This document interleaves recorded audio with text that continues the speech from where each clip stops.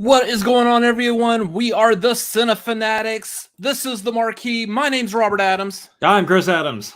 And tonight we are tier ranking the entire Rocky Creed franchise. Joining us tonight is our very special guest coming all the way from the Outlaw Nation.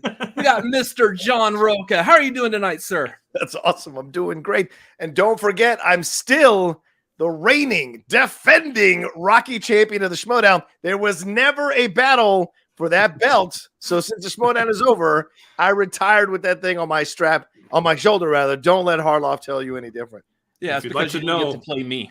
If you'd like to know and understand why we asked him to be here. Yeah. Anyways, those of y'all who are not familiar with what this show is, this is going to be a tier ranking show. We're going to go through the entire Rocky Creed franchise, all 9 movies. We're going to tier rank them and put them in order where we think how they should rank. So yeah, it's going to be a lot of fun. As we get into that, just in case anyone needs a refresher, well, before we actually jump into that, let's do the YouTube things real quick. Y'all know how YouTube works. Y'all got any questions, comments, issues? Streamlabs.com/Cinefanatics is a good way to get our attention. There's also patreon.com/Cinefanatics. If you think we are worthy of your support, hop on the tier that is good for you and your bank account.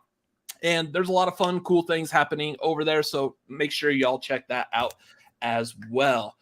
Now, for those of y'all who may not be familiar with the movies that we are covering tonight, here is what we're looking at. Like I said, there are 9 movies. There are 6 movies in the original Rocky franchise, and then the 3 Creed movies, including Creed 3. Right off the bat, I will let y'all all know you do not have to worry about spoilers. There's no spoilers for Creed 3 going on tonight. So if you haven't seen Creed 3 yet, don't worry about it. You'll be okay watching this program tonight. I also want to point out we are only covering the theatrical version of Rocky 4. We are not covering the director's cut. I have looked into the director's cut of Rocky 4, and in my opinion, I did not see enough differences that warranted needing to rank it separately. Wow. I know there are some slight changes and differences in it, but not too many. If we were ranking the Superman movies, I would be doing the Donner cut separate from Superman 2. So using that as like the model of where I'm judging this at. So yeah, that's going to be the 9 movies we're covering. If you would like, at the very end of this, submit your own rankings at the Streamlabs. We will read that off at the very end of this program. So get your feedback as well as where you think these movies should lie if they differ from our opinion. There is a pinned message in the chat at the top of the chat. You can click on that to find the Streamlabs link. Yeah. Anyways, before we get into the rules for tonight, I'm just looking around, seeing who all's here. We got Tori's in the chat. Nerd. First of all, happy birthday, Commentating Nerd. Glad that you're able to join us today on your birthday. So happy birthday. We have Brennan Marr in the chat, who was the reigning Star Wars champion at the end of the FCL. So thank you for being here, sir. I see Jeremy Miller, William Harold, Mike Deacon. Thank y'all for being here as we get started. And there's some guy named Robert Adams, but who cares about that guy? Anyways. Nope. You don't have to shake your head. You're my brother, you asshole. Anyways, speaking of asshole, let's get that dude Johnny out here to read the rules, huh? Was Johnny prepared for this? I think so. Johnny is now. Hey, Johnny, what's the rules for tonight? Well, tonight's rules, you lunkheads, is at least 1 film per tier. 3 tiers can have 2 films. We got 9 movies we're rolling with here. You a bunch of people with brain damage stronger than Rockies and Rocky 5. Not you, Rocha. You're a mensch. Righty. Go back to you guys. Get me out of here. All right. Thank you for doing that, Johnny. Gave me just enough time to put in headphones myself that I completely forgot about. I'm glad he's feeling better from last week. He seemed to, or last time, he seems to have gotten his voice back. Yeah, that's nice. Glad that he's there. Anyways, I think that covers all the introductory stuff. Let's move on to the actual marquee. Where is Carl? Carl, hit it.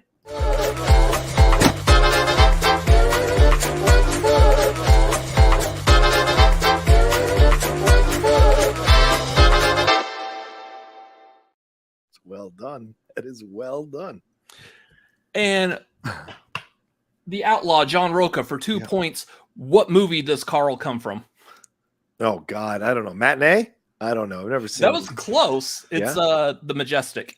Oh, The Majestic, right. Mm-hmm. Jim Carrey vehicle. Yeah, it's a great movie. What Walking Dead actor was in The Majestic? That would be Jeffrey DeMunn. Who else? What's her face? Yeah. She plays Adele in the movie. What's her actual name? It was Jim Carrey. He played a zombie in The Walking Dead. No.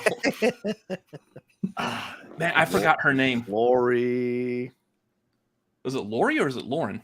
Wasn't it? Or was it Lauren Holden? Is it Lauren? Uh-oh. Yeah. Yeah, that's it. There you Or go. it might be Lori Holden. That sounds about right. Yo, Just absolutely. Lauren Holden. Anyways, this is the marquee board. As y'all can see, we have these tiers ranked all the way from, forget my directions, from S down to F. S standing for superb. So if it's the best of the best, it's going to go in S. F stands for, fuck this movie. So that is where they're going to go. And again, as we said on the rules, there's 9 movies. So each tier has 1. 3 of these are going to get 2. So that's how they're going to rank. We are going in order. So let's kick things off with the original. Let me get my list up here real quick so I'm good to go as well. Yes, sir. Good old Rocky franchise. What in the world is happening right now? Apparently my phone wanted to start playing ads. Uh-oh. Oh yeah, you were right. The ads on the Letterboxd. Yes. So we ranked them on our own Letterboxd accounts, and apparently Letterboxd now has ads with audio on them. On your phone, even that on your phone sucks. Yeah. When your phone is silent. Yeah. Thanks. All right, so we're gonna kick things off with the original 1976 Rocky. Rocha, you are our guest, so we will let you kick things off. Where do you have Rocky? Number 1, man. Put it in the S tier. Are you kidding me? This is the film that won our hearts from the beginning. It is the foundational piece of the Rocky franchise. It still holds up. I think it won Best Picture as well. Starring Sylvester Stallone, a young Sylvester Stallone. Talia Shire is really damn good in the movie. Carl Weathers. It's just so much. Burt Young. What he does is Paulie. There's so many fantastic scenes, and it's the original underdog story in terms of sports films. This one also kicked off so many blueprints for these kinds of films, these kinds of sports films. And so this is the one that you can go back to and just enjoy all over again. It's actually a snapshot of the 1970s for sure, but this idea that you can be plucked out of obscurity and have a shot at the heavyweight championship of the world, isn't that what we're all trying to do in life with these dreams of ours? And that's what's so great about this movie. And then at the end, what does the film end with? 3 letters. I love you. I love you. And that's what's positive about the Rocky franchise. It's all heart, as Paulie once told Rocky in Rocky 4.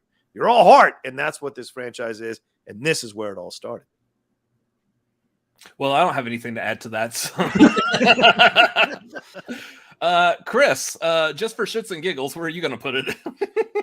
I'm going to put it in F tier. No, I'm kidding. How dare I? You're going to get canceled so quick. No shot. Absolutely no shot. No, this is S tier. This is top of the S tier. This is introducing us to Rocky. This is a character that has stood the test of time throughout all of movie history. He's a fighter, but he's a wholesome person. He is someone that is relatable. He's someone that we can kind of actually look up to in a way. He is a figure to be admired, looked up to. We get introduced to him here. We love seeing his path from, and this is the thing. This is the thing actually I really love about the Rocky movie, having gone through and one, rewatching all of them in preparation for this, but also just knowing that I've seen them all before. I love, in retrospect, going back to the first one and reliving where Rocky came from, knowing where he ends up at the end of the franchise, or where the franchise is at so far. And I think it just makes it so much better just to watch him come from the streets, come from being the guy shaking people down for cash, to being, a multi heavyweight champion over and over and over again. And, just getting somewhere where he feels comfortable and successful in life. I think it's such a great underdog story, and it's kind of like one of the definitive underdog stories. So it's one of the best movie franchises of all time, starting with the first one. There's a reason it's got to be an S tier. It's S tier. Yeah. How's that, ladies and gentlemen? A 20-minute monologue after he said he had not much to say about it. There it is. That's Chris Adams, ladies and gentlemen. Well said. Well said. Well said. You'll start to notice that this is going to be a pattern here on the Cinefanatics. It's like, well, I'll be real quick, and then we talk for like 5 fucking hours. So. Yeah. So here's the thing. Oh boy. Oh no. There's absolutely no way I'm gonna be the asshole who's not putting this in S tier as well. That's not possible. I would have to kick myself off of YouTube and never do movie content ever again whatsoever. So I actually don't have anything to add or really say to it. Y'all nailed all of it. So yes, this is S tier. This is the top of S tier, and it's not going to move from its current position. For those of you who might not be familiar, and Rocha, at the end of this, after we go through all these movies, we typically have like a little bit of time where we'll sit there and like, okay, do we want to shuffle anything else around? Okay. Do we feel good? Do we feel good with where everything's at, or do we feel like now that we've seen everything on the board in a ultimate position where we originally wanted to put it, do we think that like maybe one movie should be higher than the other? This is a movie that's not moving from where it's currently at. This is probably, out of the history of doing the Marquee, this is probably the first movie that is being put in the S tier, and right there is where it's staying. So everybody agrees on it. There's no way there's going to be any argument against that. So also, I typically, as we're going through this, I write down like everyone's like opinion of where they do it, and I try to figure out an average to figure out where it's at. I did not need the board for this one. so moving on, we got Rocky 2. We're gonna start off with Chris on that one. Oh, you're gonna do that to me, huh? I really wonder also, chat, like, again, go ahead and put in your Streamlabs, your rankings for all these movies as well, because I really am curious as to where all of y'all are putting these, as I state that I'm not putting Rocky 2 in the S tier. I do like Rocky. Here's the thing.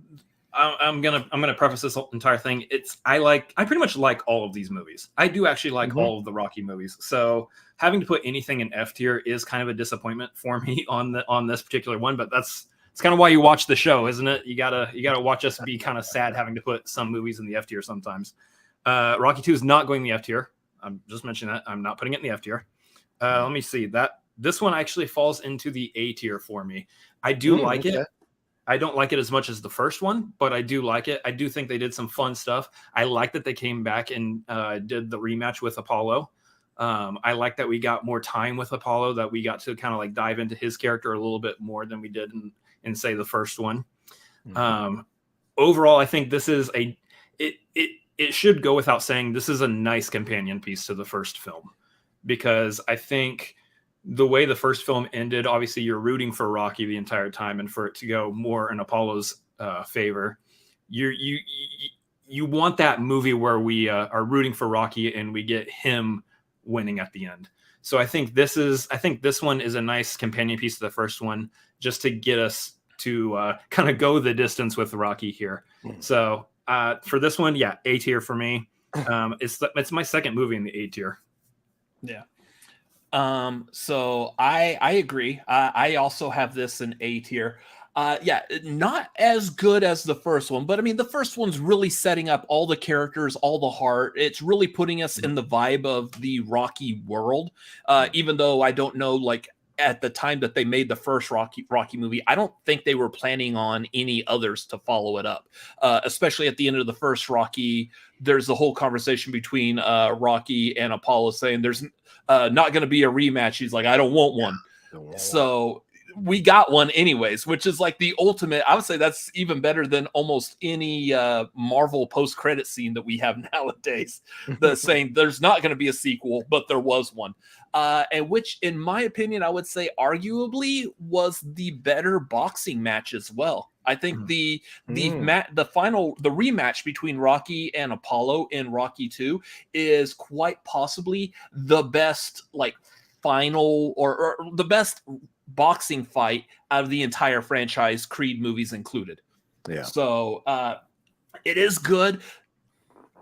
There's a few takeaways from it that don't put it as high as S for me, especially, again, y'all keep it in mind, we're limited on how many movies can go in S or A or B, C, D, F.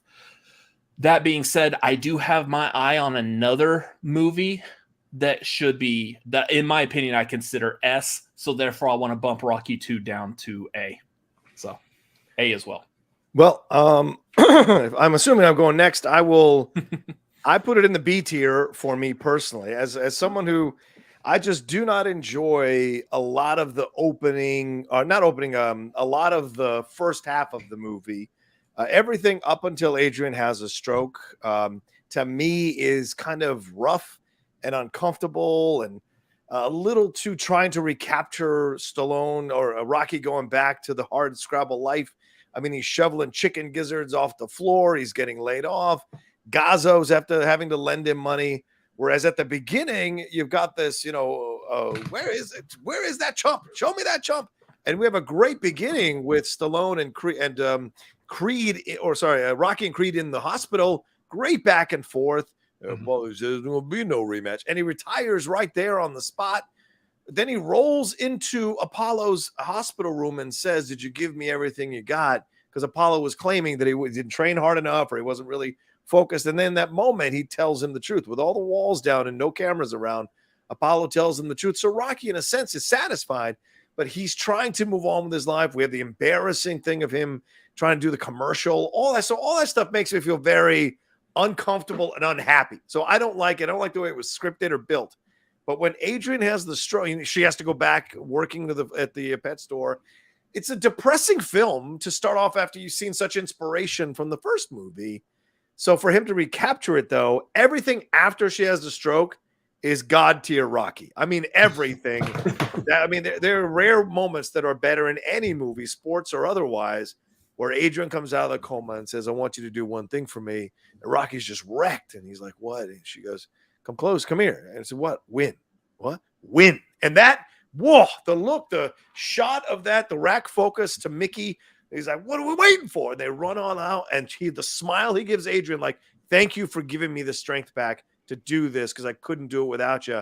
And then all the montage, the training montage, the stuff with Father Carmine, heading to the ring, the fight itself. And this is the best scored fight of all the Rocky movies. They use the score so perfectly to ride the waves of the fight, the back and forths of the fight, all the way to the end. And of course, the iconic knock each other both out onto the canvas, and one winning by 1/10 of a second to become the champion of the world. And him saying that great speech at the microphone when he says to her, "I want to say something to Adrian should be here, yo, Adrian, I did it," which I imitated when I won the belt the second time in the Schmodown for My Lady Outlaw. So it's just everything after the stroke is God tier Rocky. There's just too much before the stroke that I don't find that interesting or that I want to go back and watch. And I think if you're going to put something in the S or the A tier, it's because you want to rewatch the whole thing multiple times. So I put it in the B tier for me. Okay. So we got 2 A's and a B. Now, typically what that would mean is it would still go A, but would probably go towards the back of A. Okay. The problem with this is there's a potential that there may only be one movie in the A tier. I might have to disagree with you, but okay. So 2 out of 3 with A. I mean, I'll put it off to the side of A for right now, just in case we do one where all 3 of us agree that it's A, then it will easily trample that. But as of right now, Bruce is coming for me in the chat there. That's hilarious. Sorry, Bruce. It is what it is. And I mean, notate that real quick. I mean, when he is at the gym and they're spitting water into, why do you want to see your hero in a moment, like in a situation like that? It doesn't make sense. So just the way they went about it, I think, just didn't work for a Rocky Balboa character.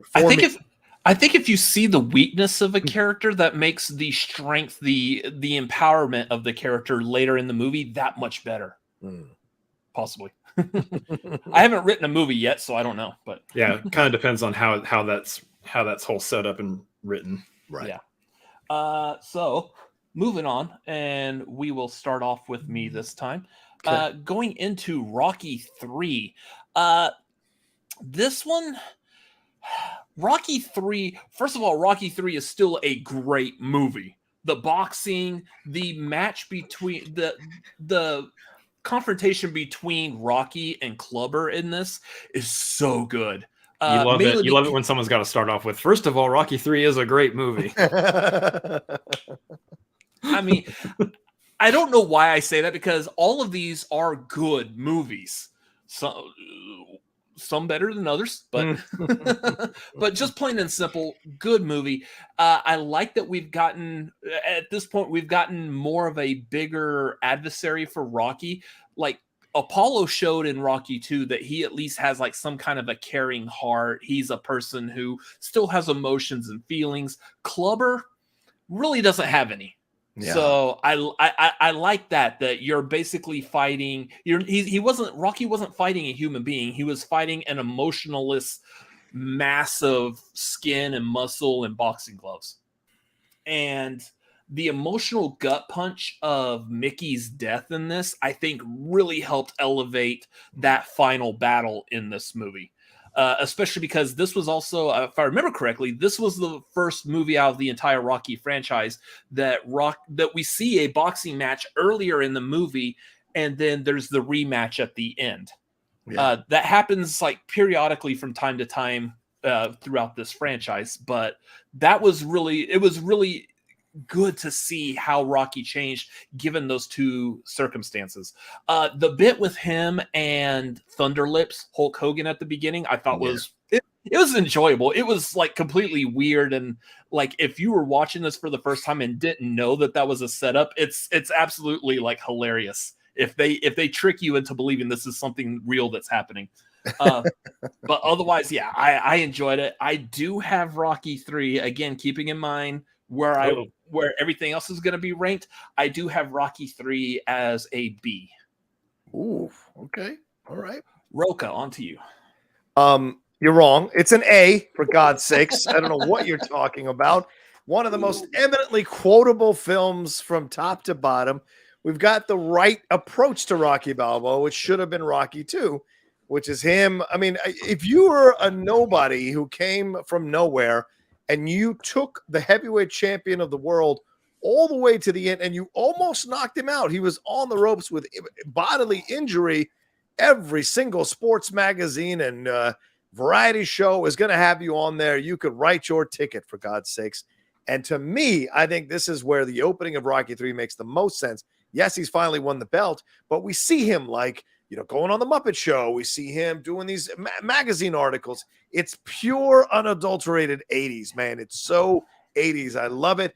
And we see him fighting these tomato cans, as we find out later from Clubber Lang here, that they weren't setups, but they weren't killers like this guy. They'll knock you to tomorrow, Rock. This is classic Mickey in Rocky 3 as well. Plus him and Adrian, they're developing their relationship and stuff like that.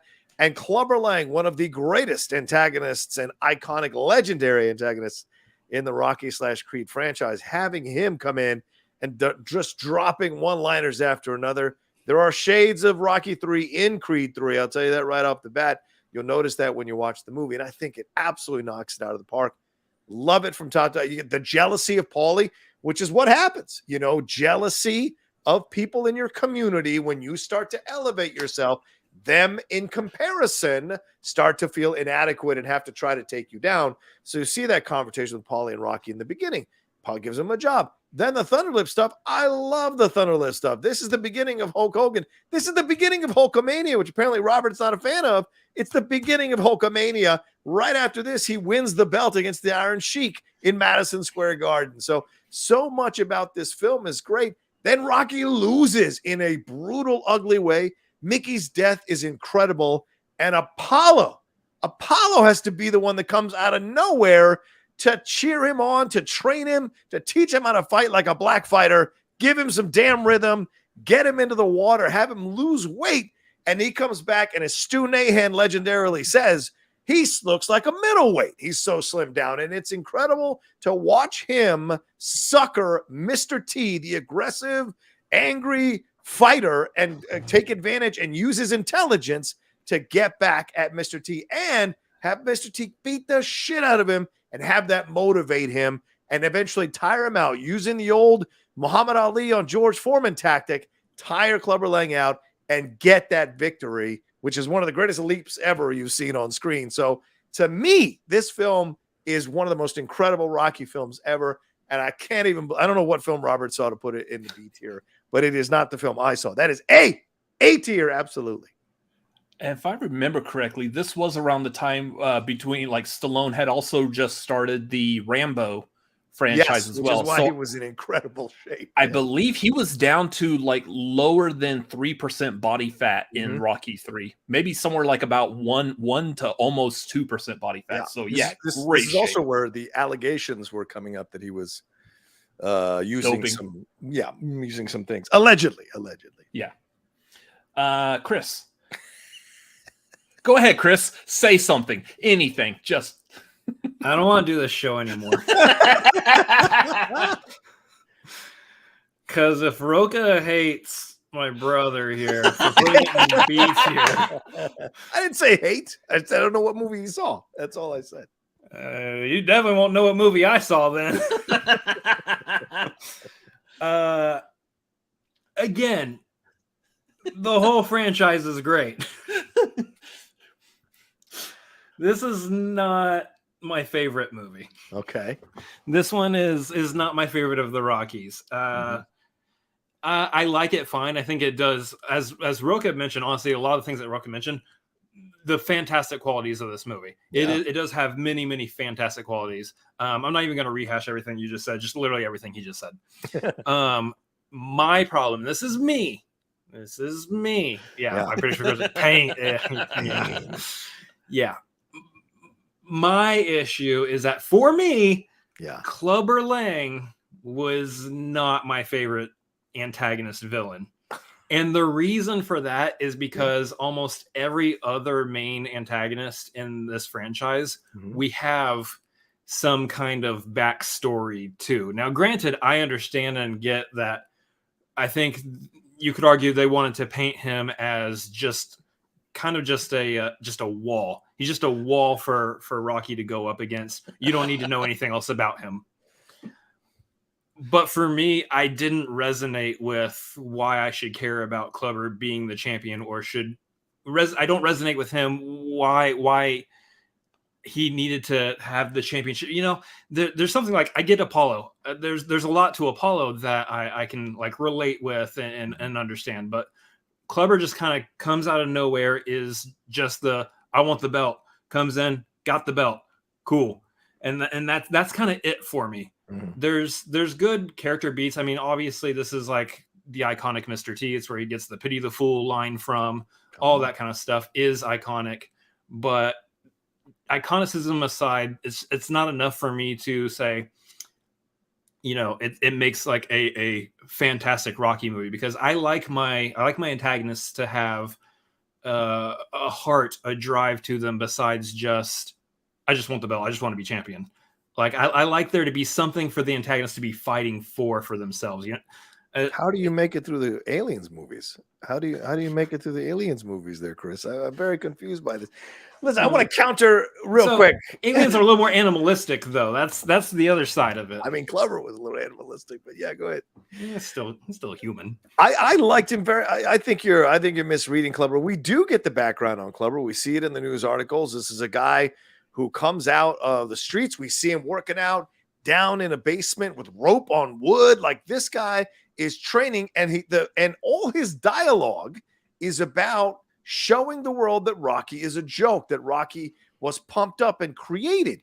He is saying, in essence, if you read the subtext here, this is a black man saying that you guys have pumped up this white dude and he really hasn't fought anybody. And I'm coming for him because he's gotten soft. He's wearing those skin tight pants. He's going on the Muppet Show. He's wearing his nice clothes. He's got his wife in furs. They're building a statue. And he's saying this guy's forgotten who the hell he is. He's forgotten what it was like to be back in the pit, back in the down in the bottom like I was. And he hasn't given anybody a shot who came from the same situation he came from. So he's calling him out. It's in essence Rocky's past calling him out, saying, you still got to deal with me. And that's what that's all about here, because all these films are about advancing Rocky Balboa and his own personal journey. And in this film, it is Mickey who's telling him, this guy is dangerous. This guy's will knock you tomorrow. Why? Because Mickey can't train him the way he needs to train him to fight him. So what happens here? You have a Apollo Creed, a black man comes in,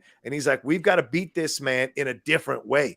And I think it's genius the way they do that. But here's Clubber delivering. He's on set with Jim Hill talking all his stuff. So you've got character for Clubber. The thing is, there's no vulnerability. And I think that's what you're getting at, Chris. Yeah. You don't feel the vulnerability of Clubber Lang until the end when he's got his head in his hands on the gloves after he's lost the belt. Yeah. But maybe you would have liked a little like Clubber going, I don't know if I can do it. So I see that. Maybe. Yeah. So I think you're perfectly.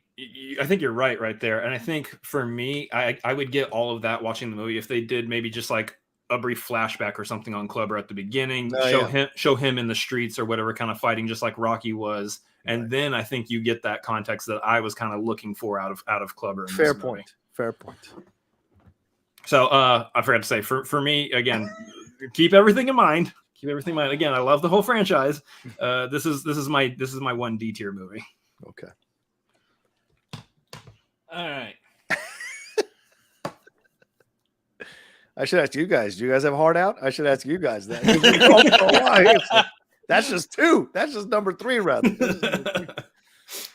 So, welcome to the Cinefanatics. My name's Robert Adams. I'm joined by, I guess, my new brother, John Rocha here. What the hell? Stop it. Anyway, so we got B, A, and D. So this is going to go. You put it in D? Chris put it in D? D, yeah. Jesus Christ, Chris. Oh my God. All right, fine. He did that himself. He's like, all right. Wow. Rocha, please come back again in the future. We love having you here. This was it's absolute blessing to have you here, man. We're 3 movies in, and I'm absolutely loving Rocha being here. So I love this franchise. Just wait till we get to the MCU. It'll be a 24-hour stream. Yeah, we did that already. We had to do 3 separate shows to break down where the MCU is right now. That was a battle. I can't even imagine. So with it being B, A, and D, I'm gonna put it either at the tail end. Actually, I think where it's at the end of B, because of that A's kind of help keeping it up higher. So I'm looking forward to you guys have to say about Rocky 4, for God's sake. Oh yeah, we're gonna have fun with that one. But before we get to that one, we did get a Streamlabs in. I'd watch this. That would be good. I'd watch it. Yeah. Didn't they talk about doing that at one point? I could have sworn I heard something similar to that. Maybe. We did get a Streamlabs in from Garth McMurray saying, I once won a movie trivia match in sudden death, knowing that Sylvester Stallone directed 4 Rocky movies. I think he did a good job writing and directing Rocky 2. It's nice seeing Rocha so happy. Too bad that's going to change. Have a fun show. Garth is a loyal follower of us, and he knows that sometimes on these Marquee episodes, we may have some hot takes on a couple of movies or so, as exampled by Chris just now. We feel the way we feel. I respect that. Garth, don't make me pull my balls out. Don't make me pull my balls out again. There it is. All right. There it is. Wait for that one. And then, of course, we've got Tori in the chat. I have seen none of these movies, but I like watching Chris fight for his life. Thanks, Tori. Thanks, Tori. This is a fighter, man. Anyways, well, okay. So you said you're eager to hear our thoughts on Rocky 4. That just so happens to be our next movie. Damn. And Rocha, you actually get to start off this conversation. So we'll see how this is going to go. Yeah, put that in A tier as well. That is a Rocky 4 and Rocky 3 belong in A tier. I don't know what you guys are doing here on this show, but this film ended the Cold War for America and the Soviet Union. People don't know that.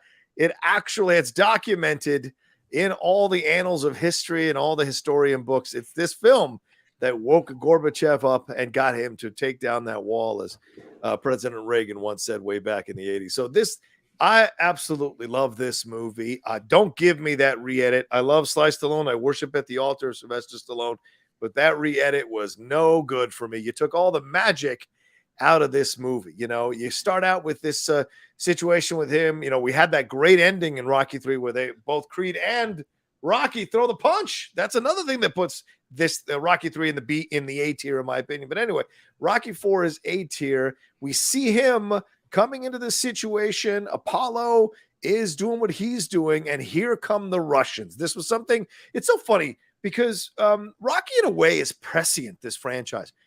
Clubber Lang arrived before Mike Tyson, and you have Ivan Drago arriving before the Klitschko brothers. So this idea, he's just so prescient with his navigation and knowledge of boxing. He saw what was coming in writing these movies. So it was really incredible. You pluck someone like Ivan Drago or Dolph Lundgren, rather, out of nowhere, and a guy who comes from a family of MIT people.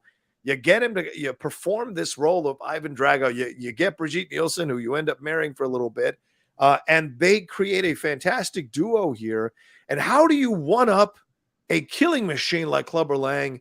You bring in death from above, Ivan Drago, to be this, as Chris just said, a wall. He is literally a wall with blonde hair on top that Rocky has to topple, like the wall has to come down in Berlin by the end of the movie. And then you get Rocky delivering a wonderful speech about everybody coming together. I'm kidding about it being a wonderful speech. It's super cheesy, but still, it's a nice speech.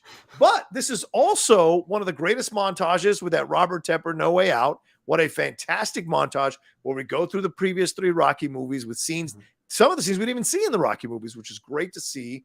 And you have Adrian for the first time ever doubting Rocky, not because she doesn't want him to fight, not because she can't watch boxing like in the first movie, or because she's pregnant or recovering from being pregnant, rather, in the second movie. It's because she is scared that Rocky will die. Why? Because Drago kills Apollo Creed right in front of Rocky. The guilt that he couldn't throw the towel, all of that hanging over him. Jeez, I feel like Scott Mance right now. And then the training montage when he gets to Russia and does the whole 2 fantastic training montages, by the way. One where he's running in the Vince DiCola War one, and the the Beaver Brown Band, whatever their names were, doing that song Hearts on Fire. Fantastic stuff there on both. Oh, was it Survivor? I forget who that is. Hearts on Fire was John Cafferty and the Beaver Brown Band. Yeah, that's it. Survivor did another song. Yeah, they did. They did Burning Heart. Yeah, with Burning Heart when he lands in Russia. So those 2 training montages are you shoved in 2 training montages and you made them both work. And he fights his ass off all the way to the end and topples the Russian, gets Gorbachev to clap his hands, gets back at the Russian guy who called, who was saying all kinds of negative things about Rocky, and retains. He didn't win the title, win the belt or anything like that, but he stays a winner by avenging Apollo's death for Duke and for himself. So an incredible film, an emotional roller coaster. We get Paulie and robots, for God's sakes. All of it works so well that by the end, I'm just a big, stupid grin on my face as a kid of the 80s. And this is one of those classic films. It belongs in the A tier. Enough said. All right. Chris. So for me, I'll just throw it out there right at the beginning. This one can go back and forth with Rocky 2 in my mind. So positionally right now, I have this at the top of B. If Rocky 2 slips down and Rocky 4 slips up into A, that will not hurt me at all. I love this movie. This is absolutely one of my favorites of the whole franchise. I don't know. I think it's just because it's actually one of the first ones that I saw. I didn't actually, back when I first watched this entire franchise, I didn't watch them from beginning to end. I kind of they're kind of pieced together in places. So this one's kind of one of my first ones that I watched. And I think there's a bit of nostalgia then, I guess, attached to that. But I think this movie did a lot of things that I classify as fun. I think the fight between Rocky and Drago is just fun. It's pure unadulterated fun for me. just the fact that we get such a we get the America versus the Russia side of it. Seeing the antagonists here. What I love about this is Drago does have, we get a little bit of his background, but a lot of his antagonisticness, besides just the few lines, the fact that he obviously killed Apollo in the ring earlier in the movie, but it's his mouthpieces doing all the talking for him throughout the movie that I thought added a lot of oddly added a lot of character for him. Beyond just what he would do himself. A lot of the playing nice to the cameras, while meanwhile they have just these ulterior motives to kind of come in and undermine the whole American system of boxing here. I thought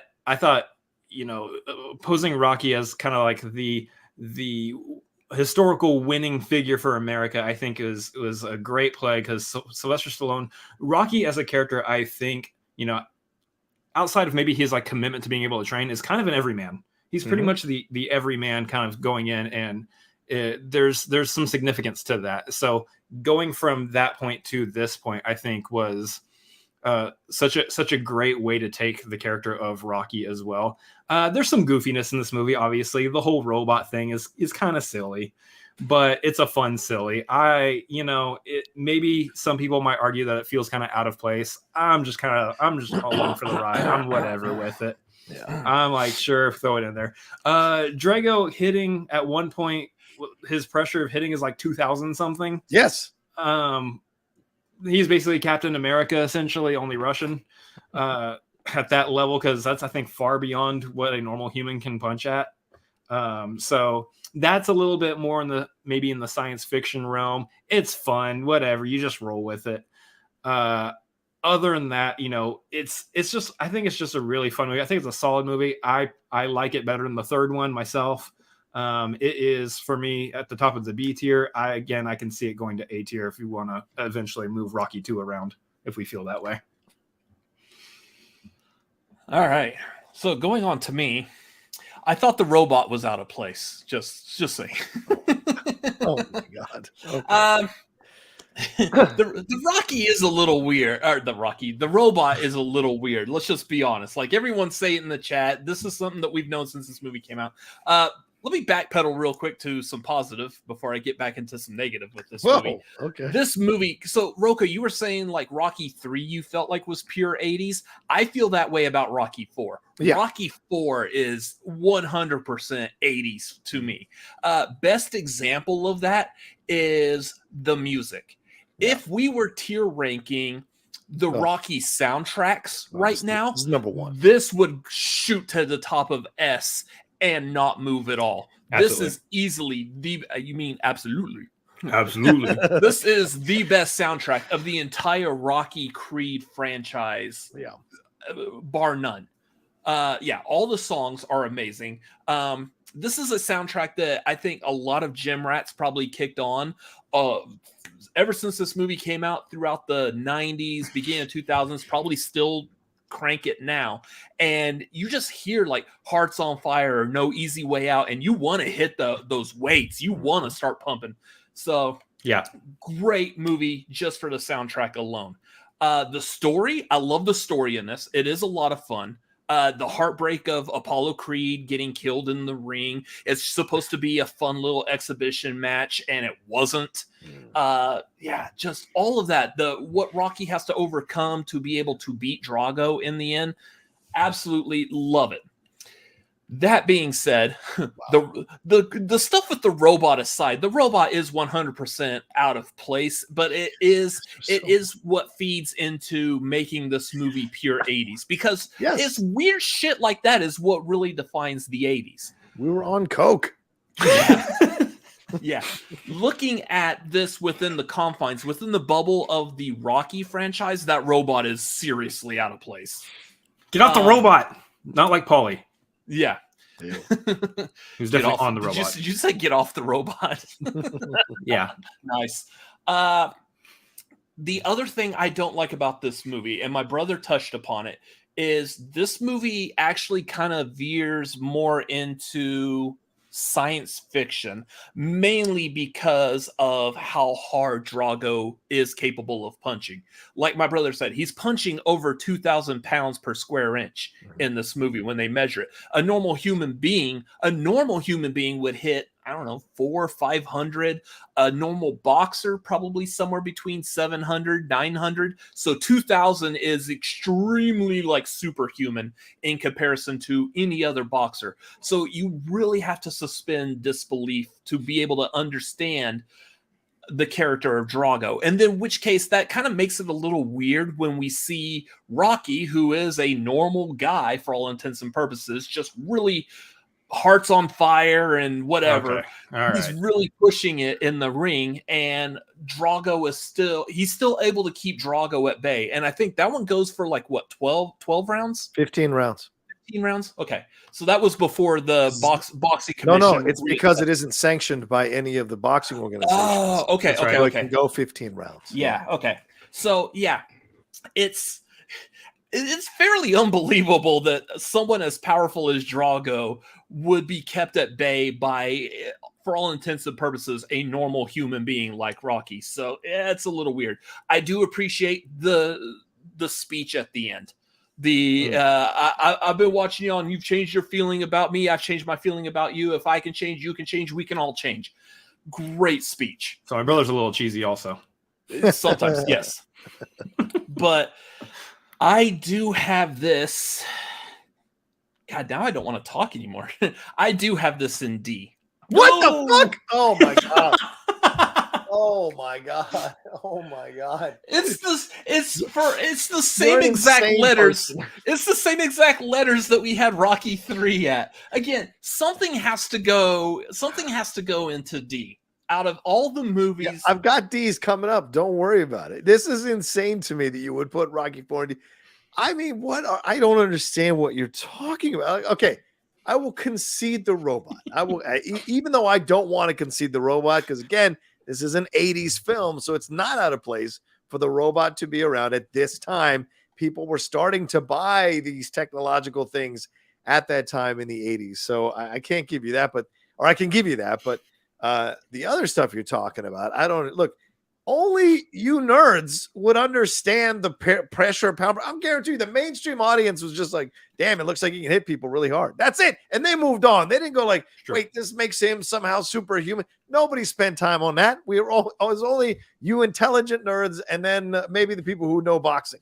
Everybody else was like, shit, it just looks like he's hit pretty hard. So what you're saying is those of us that watched the movie and were paying attention to what No, I'm saying those of you who are intelligent enough to understand that that's a thing. Yeah, it's not an insult. It's more like the mainstream audience didn't fucking know. They were just like, oh, this guy's scary. That's all we need to know. But he's being juiced up, which again was a very big deal at that time with the Olympics. And that's when you started to hear, like in baseball, things like that. You started to hear the whispers in boxing of people being juiced up. And so that, again, Stallone making commentary on that. So he made him even more of an undefeatable foe, right? You need to create something. And Stallone did that with something like Ivan Drago.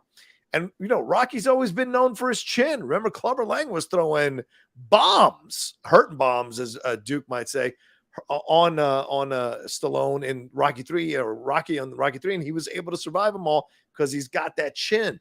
And so you see that all happen in Rocky 4. So I don't know what you're talking about, man. This is an incredible movie with a fantastic boxing fight there in the film as well. So yeah. So we did get another super chat from Garth McMurray saying the 4, as in the Russian numerals IV, in the title is not for the number 4. It is the IV America needed to give it the necessary energy and life. Rocha is so right that it made the history books for helping end the Cold War. It's like Rocky punched down the Berlin Wall himself. It deserves S or A tier. Yeah. I mean, he made a fighter turn on his country, a communist country, which of course we see what the effects of that is to him in Creed 2, but it was incredible that Rocky was able to turn people around like that. So you know. I do like William Harold. We're talking about how like Ivan Drago's like a superhero. William Harold's like, he's He-Man. Of course he's a Superman. Or he wasn't Superman. He was he wasn't Nuclear Man. That was Mark Pillow.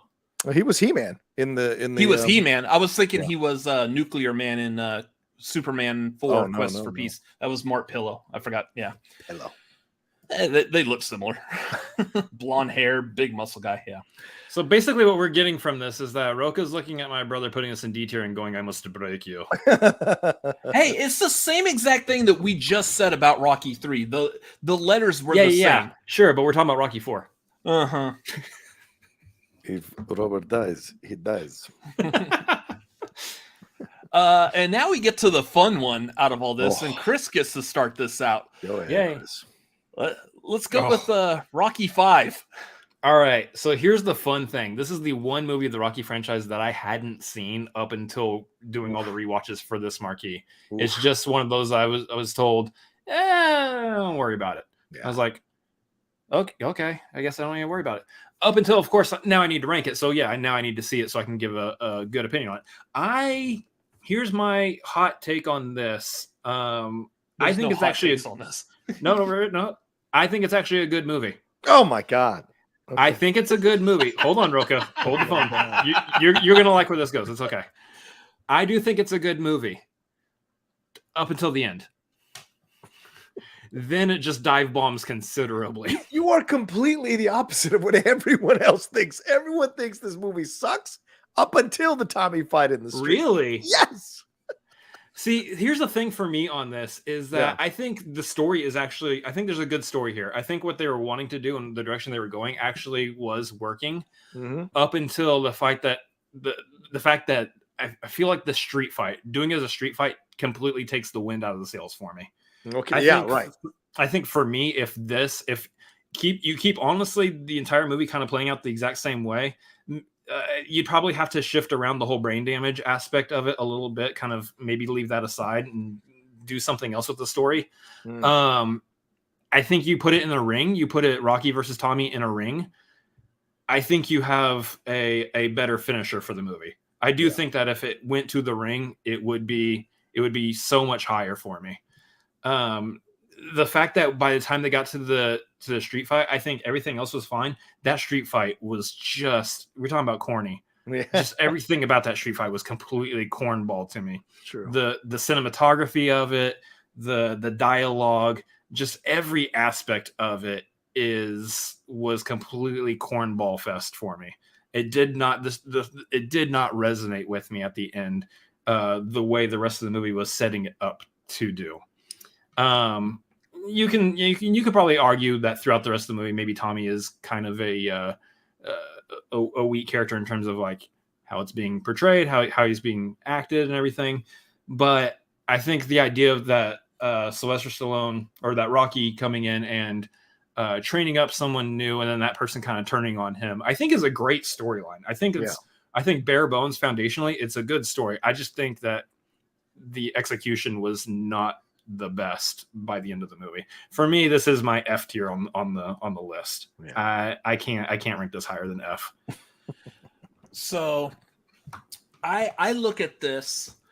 My thought on this is, as of right now, this movie came out, 1990, I believe. So this movie's been out for over 2 decades. So those of us like nowadays, we're like, some people like my brother are watching it for the first time now. And for let's pull back the curtain. You knew before you watched it that there was no actual like boxing match at the end. You knew it was a street fight. I knew what to expect, sort of. Yeah. So I postulate. That's a word.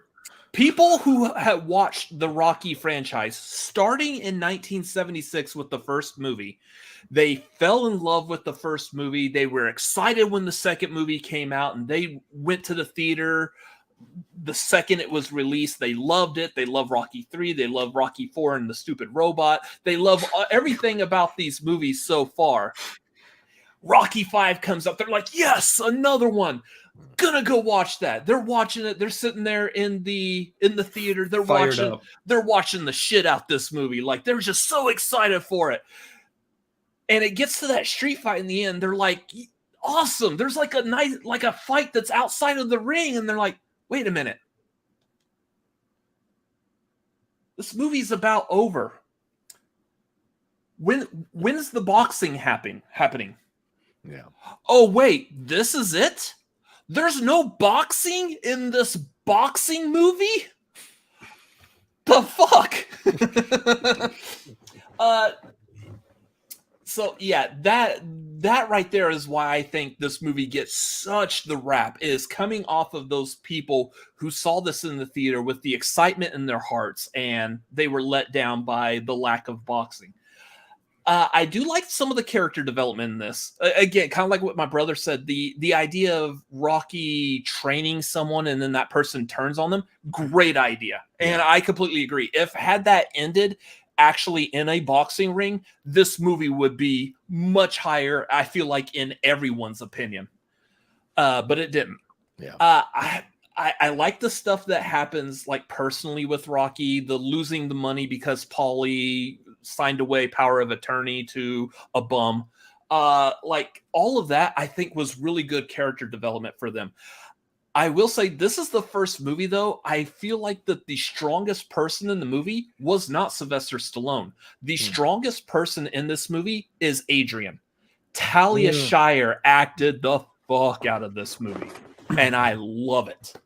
Like, every scene that she's in, every time she talks, I love everything that comes out of her mouth, especially when she's talking down George Washington Duke. Like, I love that. That whole bit was just so good. And it shuts him up. He can't say anything. She says the whole thing like, what would you do if the shoe was on the other foot or whatever? And he doesn't respond. He just like looks at Rocky like, are you going to let your woman talk for you? Like, it's great. And I love Adrian in this movie.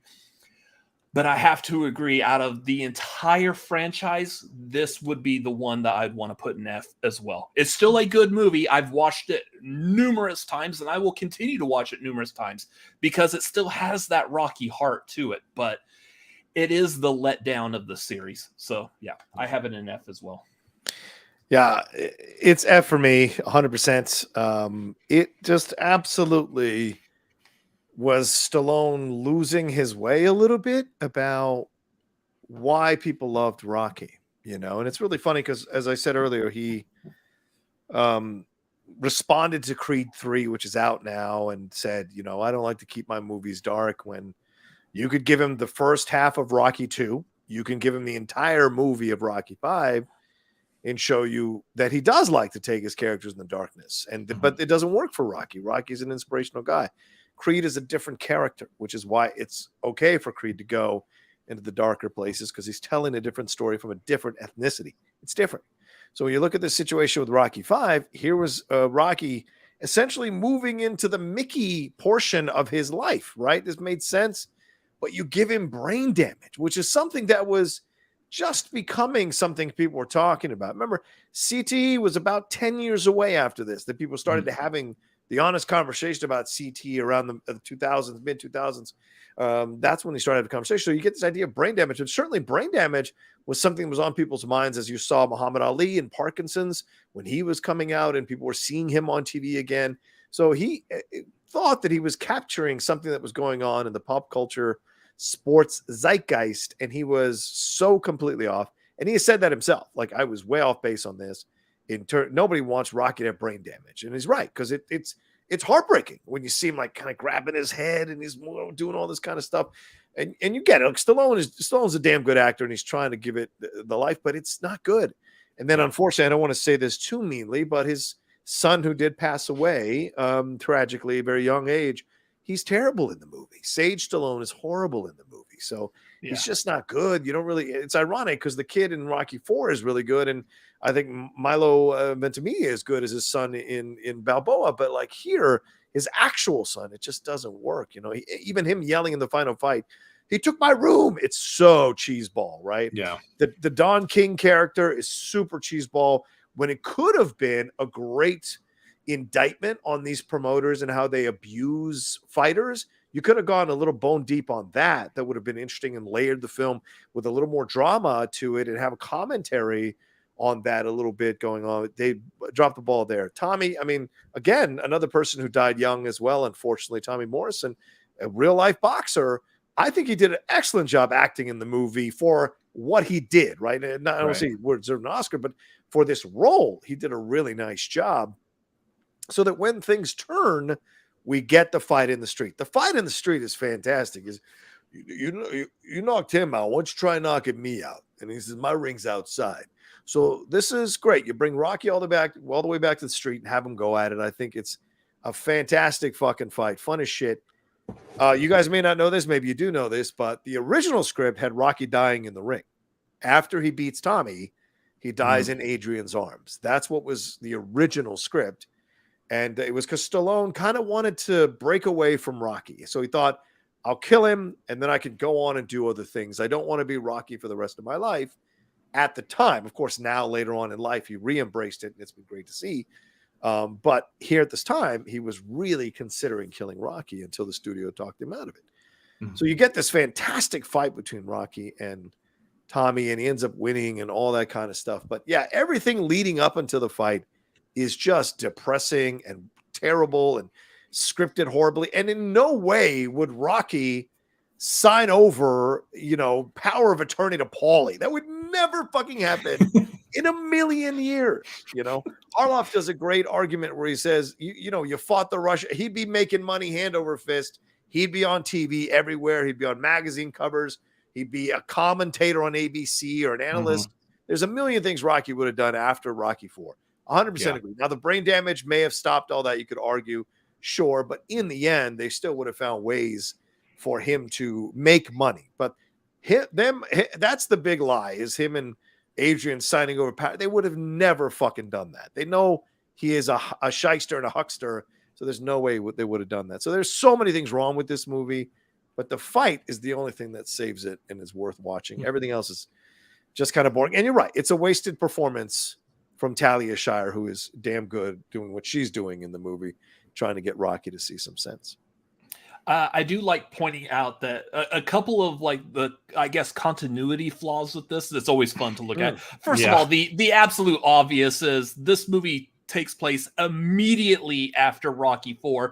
Yet Rocky Jr.'s aged 6 years. Yeah, right. That was a long back from Russia. So here's the thing. I watched this for the first time for this Marquee. I paused it right at the beginning after he landed on the plane, and I walk into my brother's room. I'm like, question. Wasn't Rocky Jr. 6 or 7 years old and Rocky IV? Yeah. Why is he 14 now? Yeah. He came in, he's like, so when does this movie take place after the last one? I was like, did he go back to Russia at some point? Yeah. I was like, it takes place immediately. And yes, his son has immediately jumped to become a teenager at this point. Yeah, it's really weird. Okay. The other one is the point about the brain damage. That never comes up ever again. Nope. We're about to talk about Rocky Balboa. And in Rocky Balboa, he goes under medical... he gets a physical and everything, make sure he's cleared to get that boxing license. And no one talks about the brain damage. And in Rocky V, they say that the brain damage is irreversible. Yep. Reason would state he still has that brain damage in Rocky Balboa. So this entire movie is almost completely scrubbed from being in the Rocky universe. It is the Crystal Skull. It is the what are they?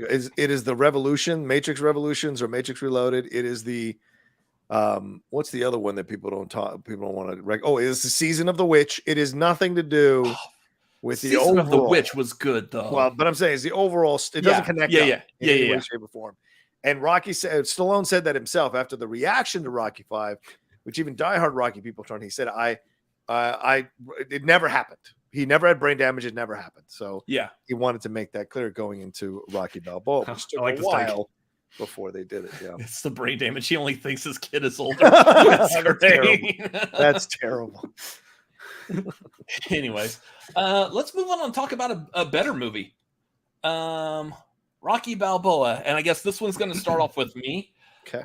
I love this movie. Yeah. Waiting the 15, 16 years to bring Rocky back, and the fact that they were able to make this movie when it was still seemingly believable that Stallone at his age at that time could actually get back in the ring for one last fight, take care of that stuff in the basement.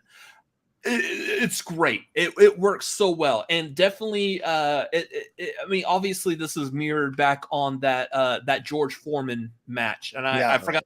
I don't know the details of boxing outside of Rocky. I am a boxing fan if I'm watching a Rocky or Creed movie, but outside of those, I don't know jack about boxing.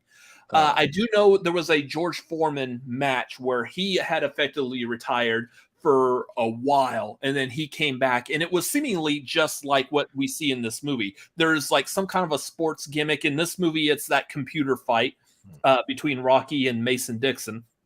And in real life, there was something like that as well. Like a bunch of sports nerds were all getting around, like debating who would win if Foreman was to fight a current champion.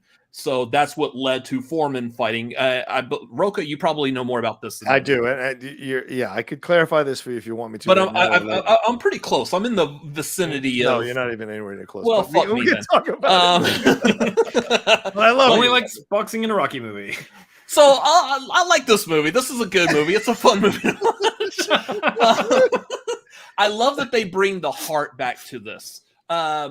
Again, we didn't even talk about the fact that Rocky V was the second movie in the Rocky franchise that was directed by John G. Avildsen. Yeah. And Stallone, of course, notorious for hating Rocky V, decided to have another shot at directing again and brought all of that heart and everything that we had known Rocky for, and he did it right with this movie.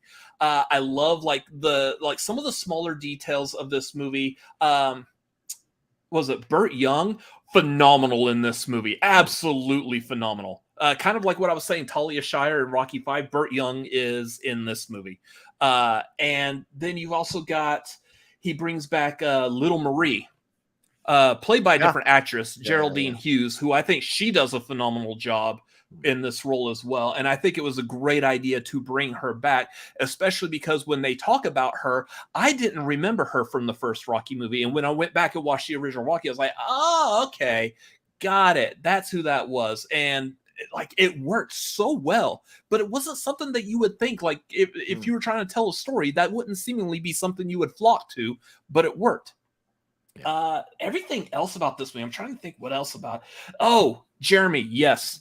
Don't I got rights? What rights do you think I have? The rights to do whatever I want to do and not let anyone tell you that you can't or whatever. Like, that is a great, great speech. That is one thing. Rocky is great at the speeches. He may be like a little, like, I guess, was it the term punch drunk every once in a while? Except Rocky IV. Yeah, except for, well, the end of Rocky IV, his speech at the end of that was phenomenal as well. But yeah, like, I can't say anything negative about Rocky Balboa at all. All the heart. Not only the speech in the courtroom, but the speech that he gives to his son, which is probably the most famous one. That's God's obviously. Yeah, easily. Yeah. I have a painting of that coming soon to put up on the wall. I was looking up, obviously I made all these images for this, and while looking up images for Rocky Balboa, my browser got inundated with ads of Rocky Balboa posters and paintings, and every single one of them basically had this pose with the words next to it. It's not about how hard you get hit, it's about how hard you get hit and keep moving forward. Like, that is such a good line in this movie. And just that whole speech, everything in that, just perfect. So this is the other one I want to put into S tier. Wow. All right. Well, now that you've heard my friend Robert Adams, let me give you the counterpoint. I put this in the D tier for me. I just what movie did you watch? Exactly. What the heck, Rocha? What movie did you watch on here like this? Oh, let the man talk. Andrew Toney is terrible in this movie as the antagonist. I mean, I know he's a real boxer, a legitimate boxer, but he's horrible. And what's this all about? This is just about Rocky coming back and seeing if he can go toe-to-toe with a guy who's soft and is getting, crap from the sports writers that he's too soft. So what's going to make him not soft? Fighting a 60-year-old dude who's a former... No, it's the whole logic and premise of this is so off base. I don't understand it. I mean, keeping him, it's so funny because he walked that line. He's like, no, Rocky 5 didn't exist, but I am still back in the old neighborhood. Wait, what? Which is it? So but I liked that he's got the Adrian's restaurant. That was really cool. I dug that he opened that up. Yes, you guys, you didn't mention the scene. To me, of course, the scene with him and his son is my favorite scene of the movie, of course, but the scene with him and Paulie where Stallone shows you a little bit of this dramatic acting, this like when he says there's the stuff inside and he starts to cry. And that was incredible to see him cry like that with Paulie. And Paulie, who's really not good with emotion, except when he's raging in his own, was like, okay, all right. I gotta watch. That was such a beautiful scene. You're right. The speech is a little cheesy, but it's a nice speech there when he's trying to stand his ground about what he thinks he should fight. And he is 60-year-old. No boxing commission should be condoning a 60-year-old man getting into a ring with a 30-year-old champion or 28-year-old champion. It's ridiculous. So I have a lot of problems with the movie now in retrospect. I know people liked it because it brought us back to the vibe of the original Rocky. And for that, I do give it credit, but it is not one I will ever put on other than those two scenes, the scene with him and Paulie and the scene with him and his son when he's like, I used to hold you right here. You're not going to believe this. And the way he tells it, because it's a powerful scene. And I've listened, I've read those lines. I've listened to those lines. I have that speech as one of my workout things because it's true. Sometimes you can get lost in blaming other people instead of focusing on the fact that you've just got to work harder. You've got to find your path. Because blaming other people is never going to get you where you need to go. And so it's just those things that you sometimes have to be reminded of. And it's a so well-written speech. The stuff with Little Marie is nice. Her coming back and all that kind of stuff is nice. But to me, it's just the way it ends. But also the training montage is great. I mean, him and Duke saying, let's build some hurting bombs. And him doing all that stuff that he's in the snow. I'm a sucker for movies in the snow. All of that really works. So there are 3 or 4 really good scenes in the movie. Just overall, the premise of it is super cheeseball. And real quick, just to clarify, George Foreman was a pastor after he had got knocked out by Ali in Rumble in Jungle. He went and fought another fight. He lost again. And while he was there in the locker room, he had a vision from God and he became a preacher. And so he quit boxing at 29 years old, 30 years old, became a preacher. Eventually, he hit that wall where he was running out of money. And this opportunity popped up because a lot of people were comparing the people from the past. So that kind of sparked interest. So George Foreman coming back, we had Butterbean. We had these weird side acts in boxing at the time. And so Foreman came back and a lot of people thought, oh, this is just for show, for jokes. And he kept knocking motherfuckers out. And he kept knocking people out. And he was much more heavier and older than he was because he was a god when he fought Ali in Zaire. But here he was much heavier, whatever. But he got the job. And then eventually, I think it was after 10 fights, he won the ability to take on Michael Moorer, who was the heavyweight champion of the world at the time. And Foreman knocked him out in the 9th round. He did it. He won his heavyweight championship, and it was the longest time between heavyweight champions ever. In that, I think it was 24 years later, he was champion again. So an incredible story. There's a George Foreman film coming that's already got trailers out for you guys if you want to watch it. It looks great. They showed the trailer before Creed 3. I was like, oh, this looks interesting. Exactly. So I put Balboa down in D for me. It just doesn't. I love the scenes, but it's just not enough for me to put it where I need to put it. So that's my thoughts. Well, Chris, once again. I mean, I think Rocha brings up some really logical points here. I understand the idea that, yeah, of course he shouldn't be going back into the ring. Yeah, what is Mason? The grill dude. Yes. Yeah, the grill dude. He was heavyweight champion of the world twice. Yes, Lego, same guy. What is Mason? What is Mason Dixon? What is he trying to prove? What is he trying to prove? Dixon, dude. Come on, yeah. That's even worse. Yeah. What's he trying to prove by fighting Rocky? It's almost no different than pretty much what everyone was saying about him in the movie for the rest of the movie. He's fighting people who are easy knockouts, and at this point, Rocky obviously a decorated champion, hard fighter. our main hero, essentially, should be still an easy knockout. Just the age gap, how long Rocky's kind of been out of the ring. His body has been weathered a little bit. So yeah, all of that makes sense. At the same time, I was completely drawn into the heart of it, the heart of Rocky. Just the fact that it makes sense that there might be something still inside of him. I think for anyone who's dedicated their life to something like this, I think there's always probably going to be something deep down inside in their heart that they're like, what if I am able to give it one more shot? Do I still have the magic touch? Do I still have this and that and the other? Tom Brady's going to come back before the end of I'm telling you right now, before the start of the season. Tom Brady's another one. Yeah. Yeah. We've seen this in football multiple times with, various athletes. Primarily with Tom Brady. Yeah. Various athletes going, I think I still got at least one more in me.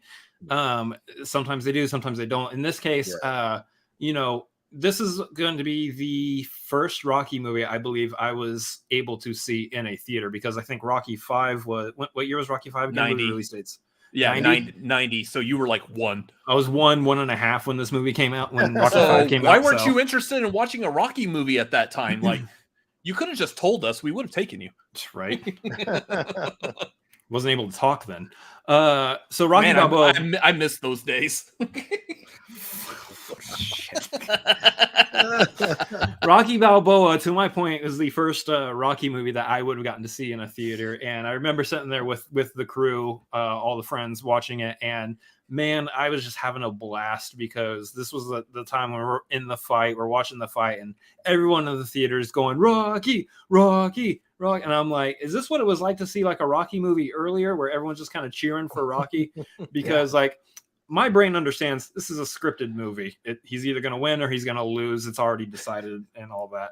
But you're just in it. You're just in it. And I think that affects my perception of this movie specifically, because like my brother, this is also one of my favorite Rocky movies. I think you just have a whole lot there, showing off who the character of Rocky was.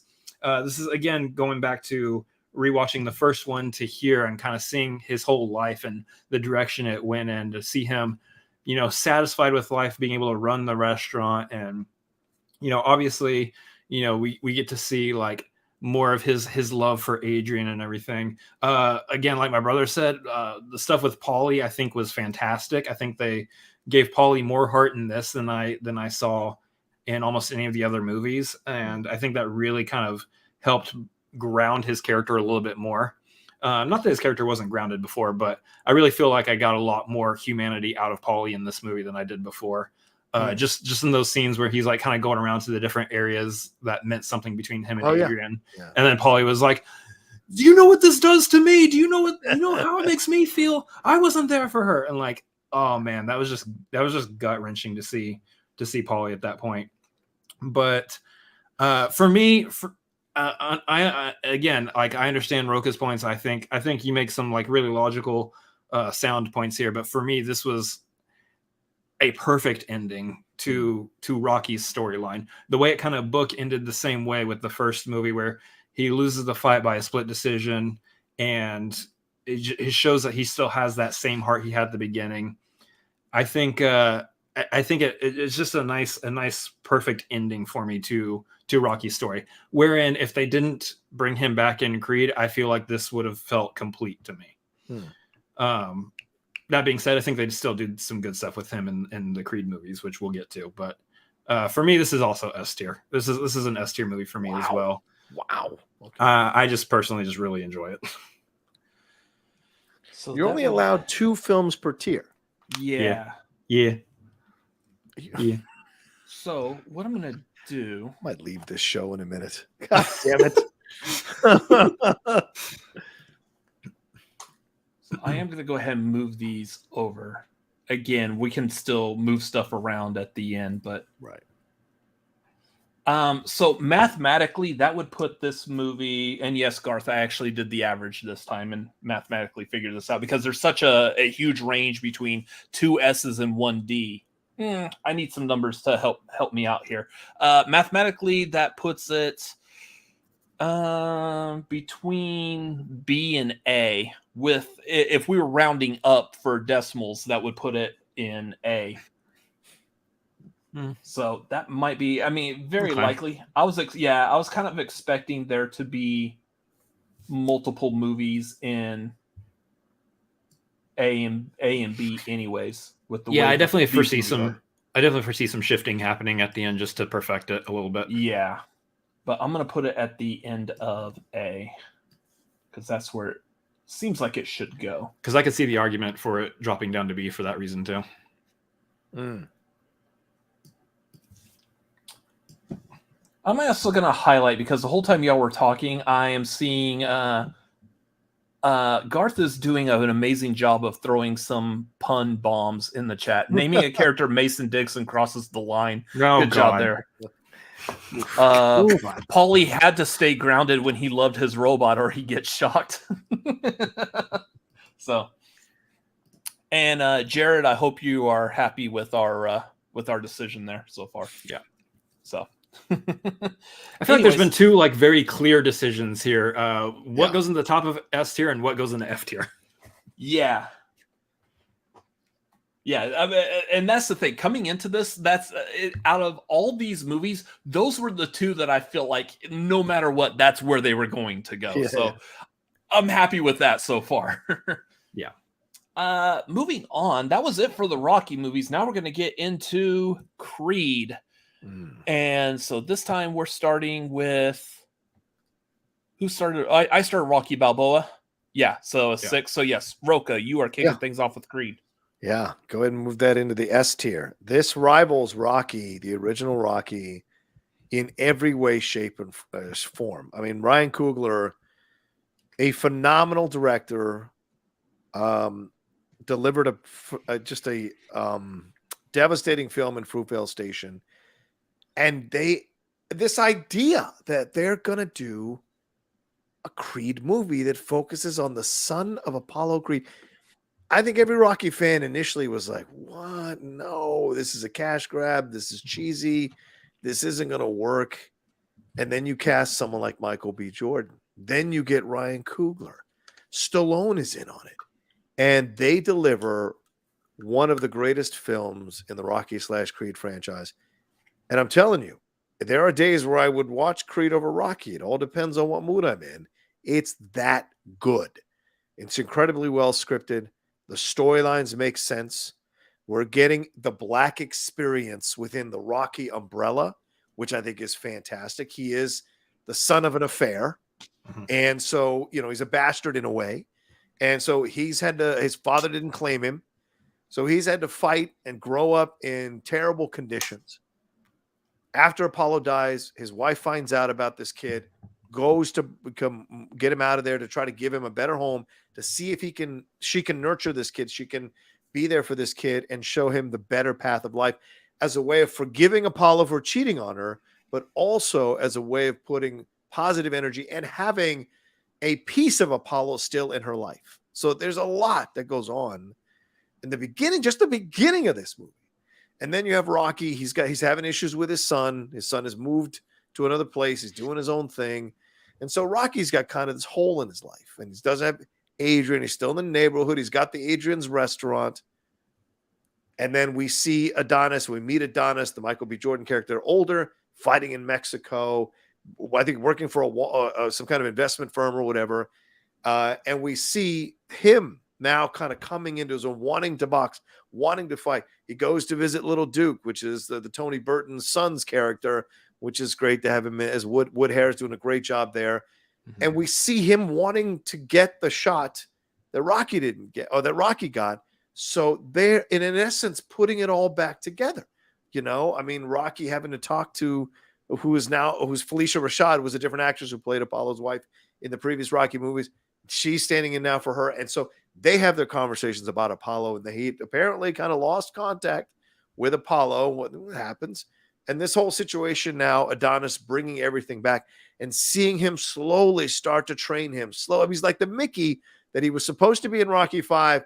He is here now, finally, because he's older. It works so well. There's some great moments where he looks at him in the mirror and says, the only opponent that you need to worry about is that guy right there in the mirror. There's so much here. And we have Michael B. Jordan coming into his own as an actor as well, growing in confidence. Now, is the Billy Conlon thing a good antagonist? Not really. Not a lot of personality, this guy. So it's not the greatest of antagonists. But the training montage is fantastic.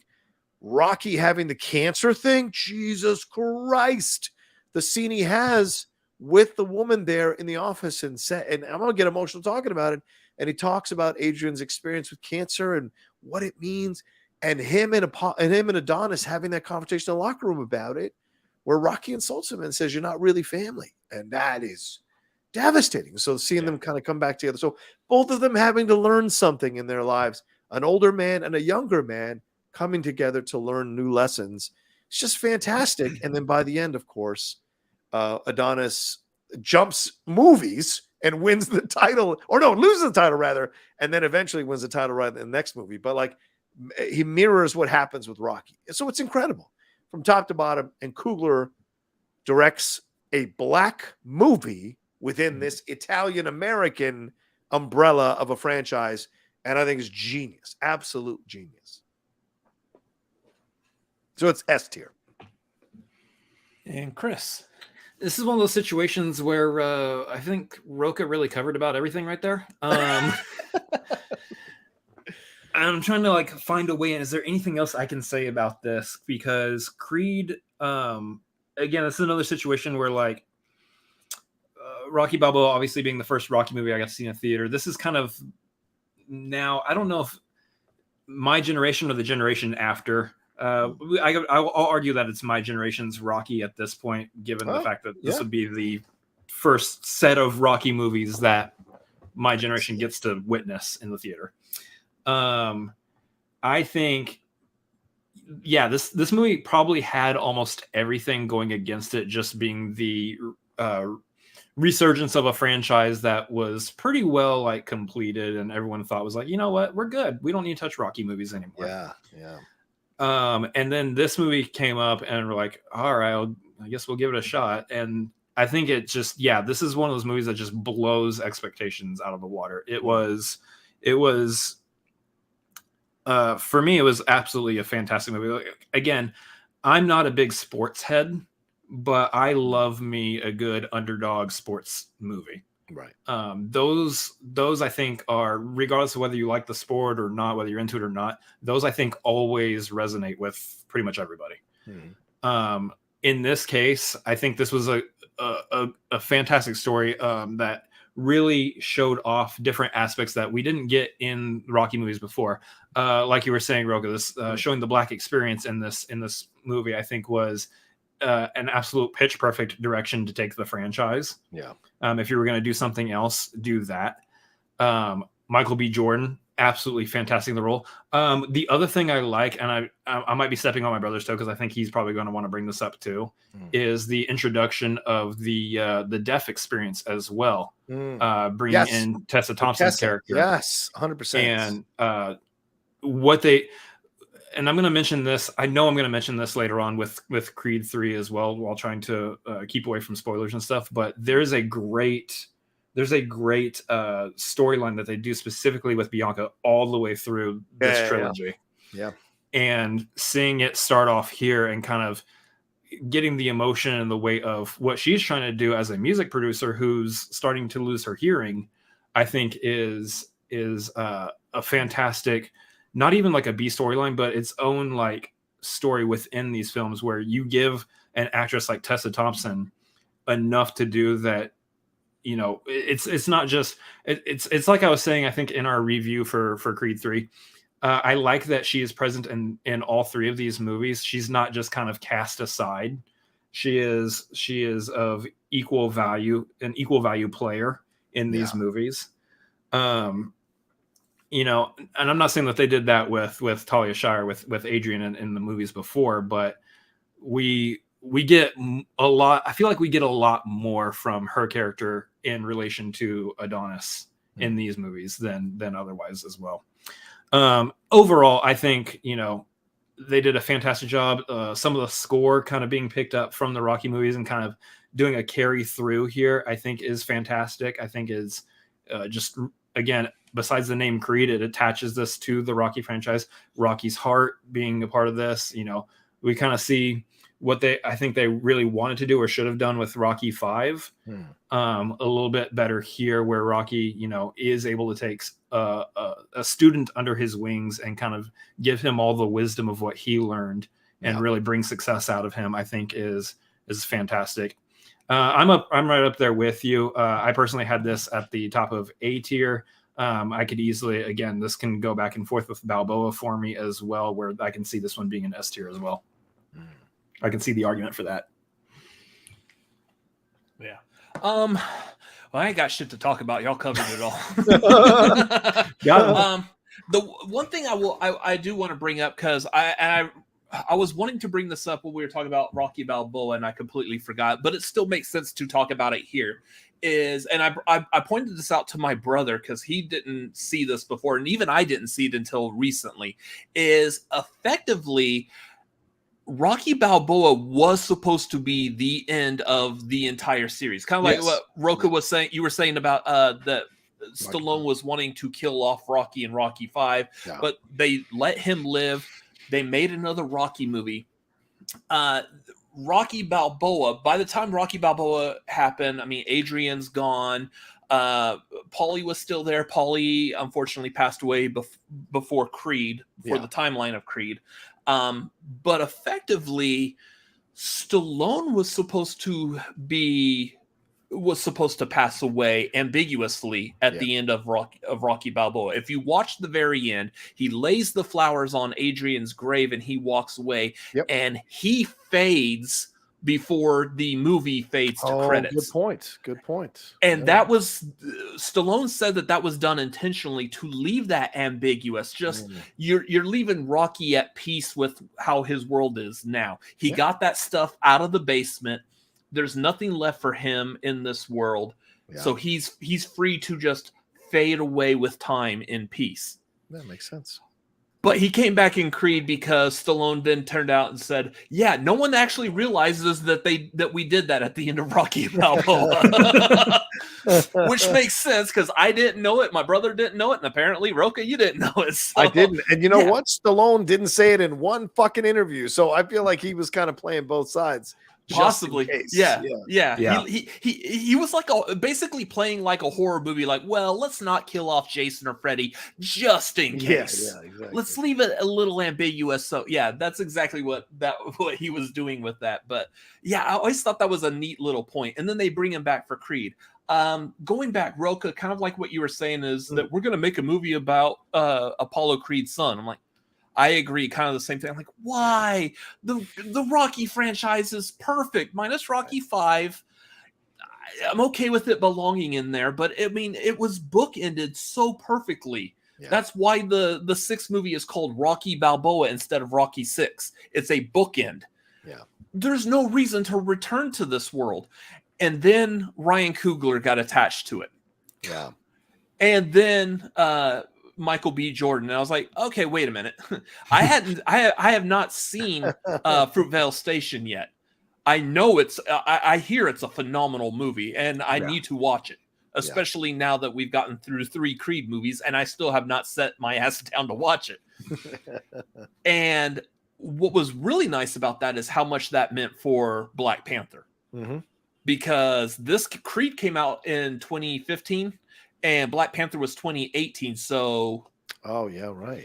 This set the stage, so when they said Ryan Coogler was doing Black Panther, and Michael B. Jordan was going to be in that also, I was like, okay. Sure, yes. Perfect movie. But this movie had all the heart of the Rocky movies. I mean, obviously Rocky was in this as well as that heart that kind of helped center this movie. But it really was like Adonis's movie with Rocky on the side. And who said it in the chat? Someone said it earlier when we started talking about it. And there it is, Jeremy Miller. Stallone was robbed of the best supporting actor for this movie. And I fucking believe that. I agree. 100%. Like 100%.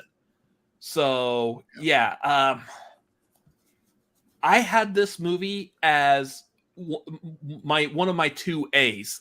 The only reason I had it in A is because I did have Rocky and Rocky Balboa in S. As we can see, Rocky Balboa is currently not sitting in S.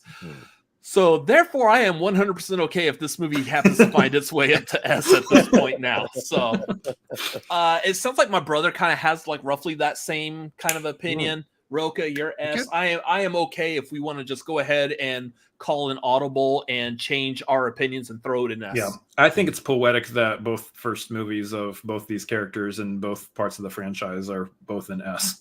And I don't know why I'm making football puns in a boxing movie discussion, but whatever. Yeah. Cool. Again, I do want to touch upon the amazingness of Garth's puns for each one of these movies. Okay. This goes into S tier with arms wide open. Oh, Jesus. Creed is non-stop action. Oh, wow. That one I liked. Terrible. Garth, time yourself out for a minute. If anyone doesn't get the joke, there's a band Creed, the lead singer Scott Stapp. Hey, if you have to explain it.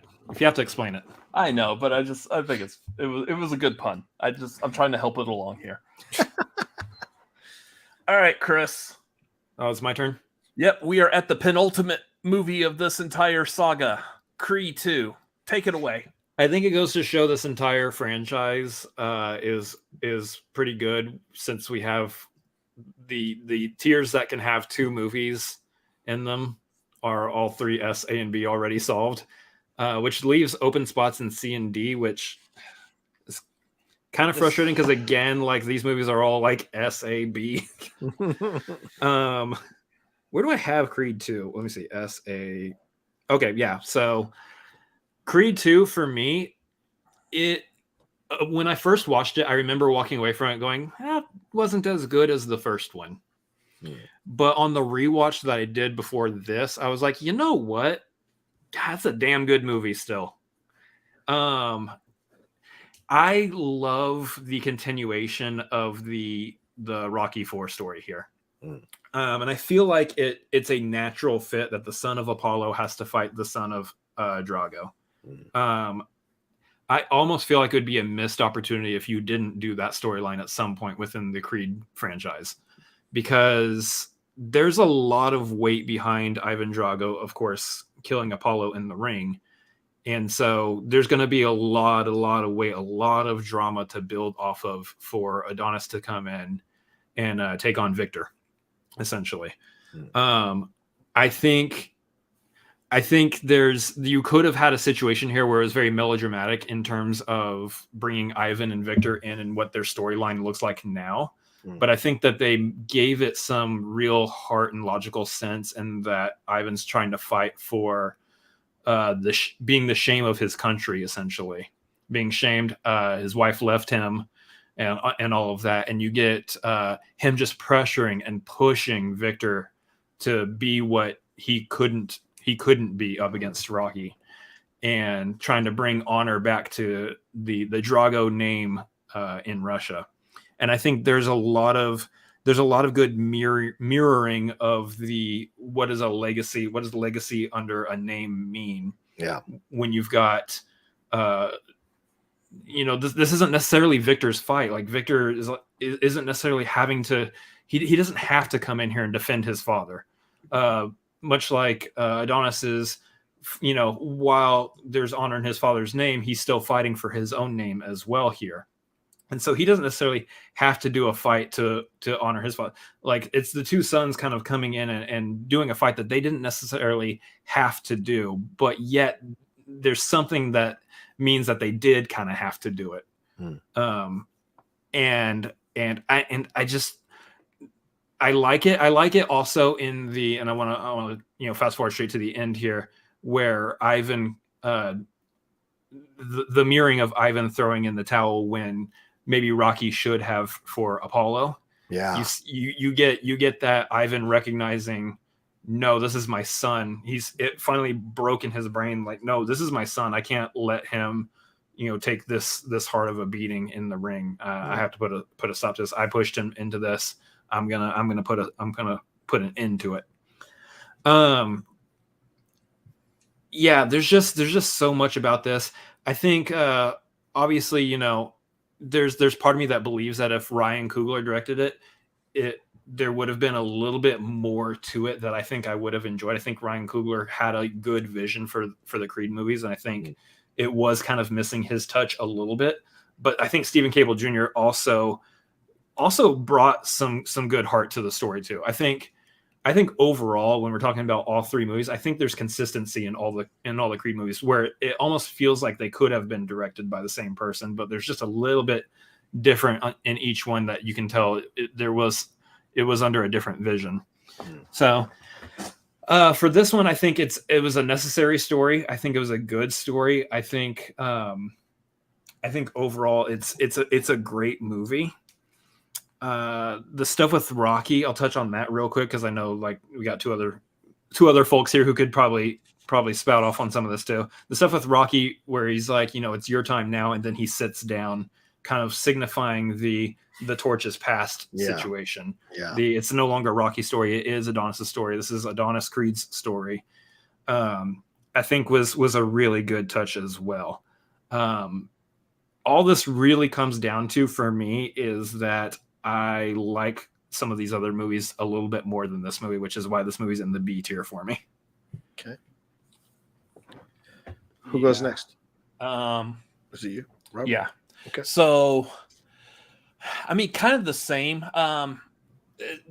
When this movie was announced, and especially when it was announced that the adversary, the protagonist, was going to be the son of Ivan Drago, there's a small part of me that was like, oh, that's gimmicky. Again, looking back at what I just said, what I just said about Rocky 4 and how that was like almost science fiction, in my opinion. That was the same thing I was looking at when this movie was announced with the son of Ivan Drago.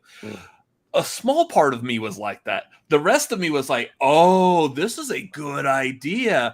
So he is the son of the person that killed his father, and he has to fight the son of the great idea. Great storytelling right there. In all honesty, I actually do prefer this. As far as the story goes, at least, I do prefer this over Rocky 4. Obviously, there's other parts of Rocky 4 that I feel like are still like head and shoulders above Creed 2. The music, the heart of it all, basically from Rocky's standpoint. But yeah, I like what they did. The character work. I feel like they did ground Ivan Drago much better in this movie. We didn't have like the foolishness of how hard Victor can hit. He wasn't sitting there measuring his punches at like over 2,000 pounds per inch. So yeah, I feel like that was a lot better, but within comparison of the other movies, and especially when compared to the first Creed movie, I did enjoy the first Creed a lot more. I agree with my brother. I have this movie as a B tier as well. Okay. So. Oof. Yeah, it's tough because, as you said, we start to move these things around. It's real tough where to put it because it holds up on rewatch. In fact, it's better on rewatch, in my opinion, because when you come out of the Creed film, mentally, you're like, okay, Creed 2, let's go. And it's not quite initially there. But as you watch it over and over again, the relationship with him and Bianca, hit the nervousness of asking her to marry him. The guy was just fighting for the heavyweight championship of the world. But here he is, super nervous and super on his knees because he doesn't know how to approach her. We have this funny little back and forth about what he's actually saying and the sexual stuff. It's very funny. It's very cute. But then there's the pressure of like, well, are you really going to be able to perform? And then this idea, and we've seen it all the way back from Michael J. Fox in the Back to the Future franchise, Marty McFly, no one calls me chicken. And in essence, Drago's son and Drago and that promoter are calling Apollo Creed's son, Adonis, a chicken, saying he's not going to fight this guy. He's not going to fight Victor Drago. He's scared to fight this guy. Why won't he give him the opportunity? So they're goading him. And Bianca knows they're goading him because Bianca's had to deal with being made fun of for being different or criticism. And so she's learned how to shut that stuff out. Adonis is still an open wound because of all the damage that he suffered as a younger man and the way he was raised and all that stuff and what he experienced, which is also touched on in Creed 3. So there's more here that he has to navigate. And so I like that they really kind of dial into this, and the male ego gets the better of him and he gets himself in this situation. So how is he going to get out of it? Well, Rocky, as any great trainer, has got to remove him from in his familiar environs. This is exactly what Apollo did for Rocky. I'm going to take you to LA. You're going to learn to swim. You're going to learn to have rhythm. You're going to learn to dance, and you're going to slim down. And so Rocky pays the favor back to his son, to Adonis, Creed's son, and trains him out in the desert in all this interesting ways that completely remove him from what he's known before and bulk him up so that he'll be able to withstand the punches from Victor Drago and find his moments to beat him. Oh, and also there's him and Ivan having old wounds. The scene in Adrian's is so fraught with this prickly, scary tension between them. Yo, is that you? Yeah, because Ivan says, there's no pictures of me on this fucking wall. Yeah. And he's just like, you've got everybody else, but not me. And he's like, well, that one is tough to remember. He's slightly making an allusion to the brain damage. Slightly, just a little bit. So it's still kind of playing around with it. So, but the back and forth, and he says, yeah, it's nice to be celebrated. I was ridiculed. So there's a lot of anger in Ivan, although he made the noble decision in Rocky IV. As Chris pointed out, now we see the consequences of the ramifications. He's living in this small apartment. His son is there. He's embarrassed. I mean, we bring back Brigitte fucking Nielsen walk in, and she is perfect in her portrayal, once again, of Ludmila and the shame and embarrassment. And what's great, which is Chris pointing it out in Rocky 3, how we don't get this vulnerability in Clubber. Initially, Victor seems like this war machine that Drago Ivan has trained into being. But when he flips out at the dinner and yells at his dad and says, we have nothing to apologize for. You crawl on your knees to her. She left us. Yeah. She left us. And it was incredible to see that. So that when Ivan throws the towel, he realizes that he has taken the wrong lesson from his stance and has let it corrode him to bitterness. And I wish they'd kept in the deleted scene where Rocky sees him in the locker room and they have an exchange. It would have been a nice cherry on top of that closure cake between Drago and Rocky. So all of that just works so well in the film's favor that I think it's a lot better than people think. So yeah, I put it in the B tier as well, to be honest with you. All right, so this one's definitely going B. Which is going to kick Rocky 4 down to C. I don't know. It feels like it's going to kick Rocky Balboa out of A all the way down to C. I think you've got this all wrong. I'll be honest with you,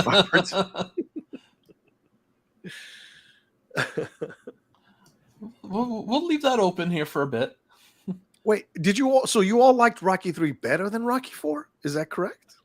I thought you guys liked Rocky 4 better than Rocky 3. I like Rocky 4 better than Rocky 3. Move down?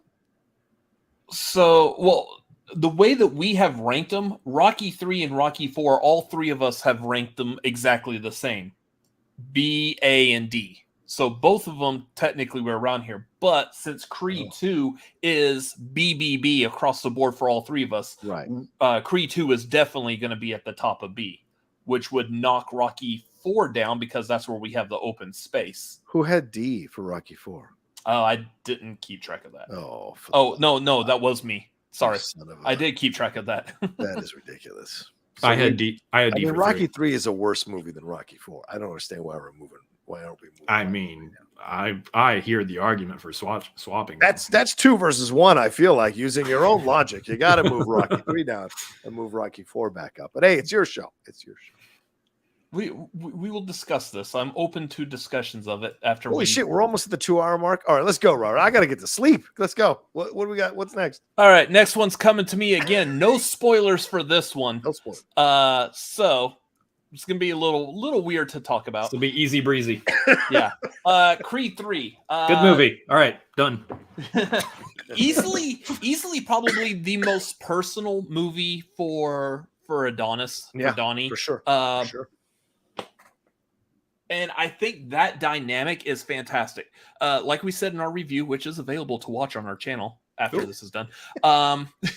Like I said in the review, I think the way that Michael B. Jordan and Jonathan Majors played off of each other was fantastic. And I don't remember if we mentioned this in the review, but one of the other things I realized about it was Jonathan Majors, and correct me if I'm wrong, I feel like okay, sort of.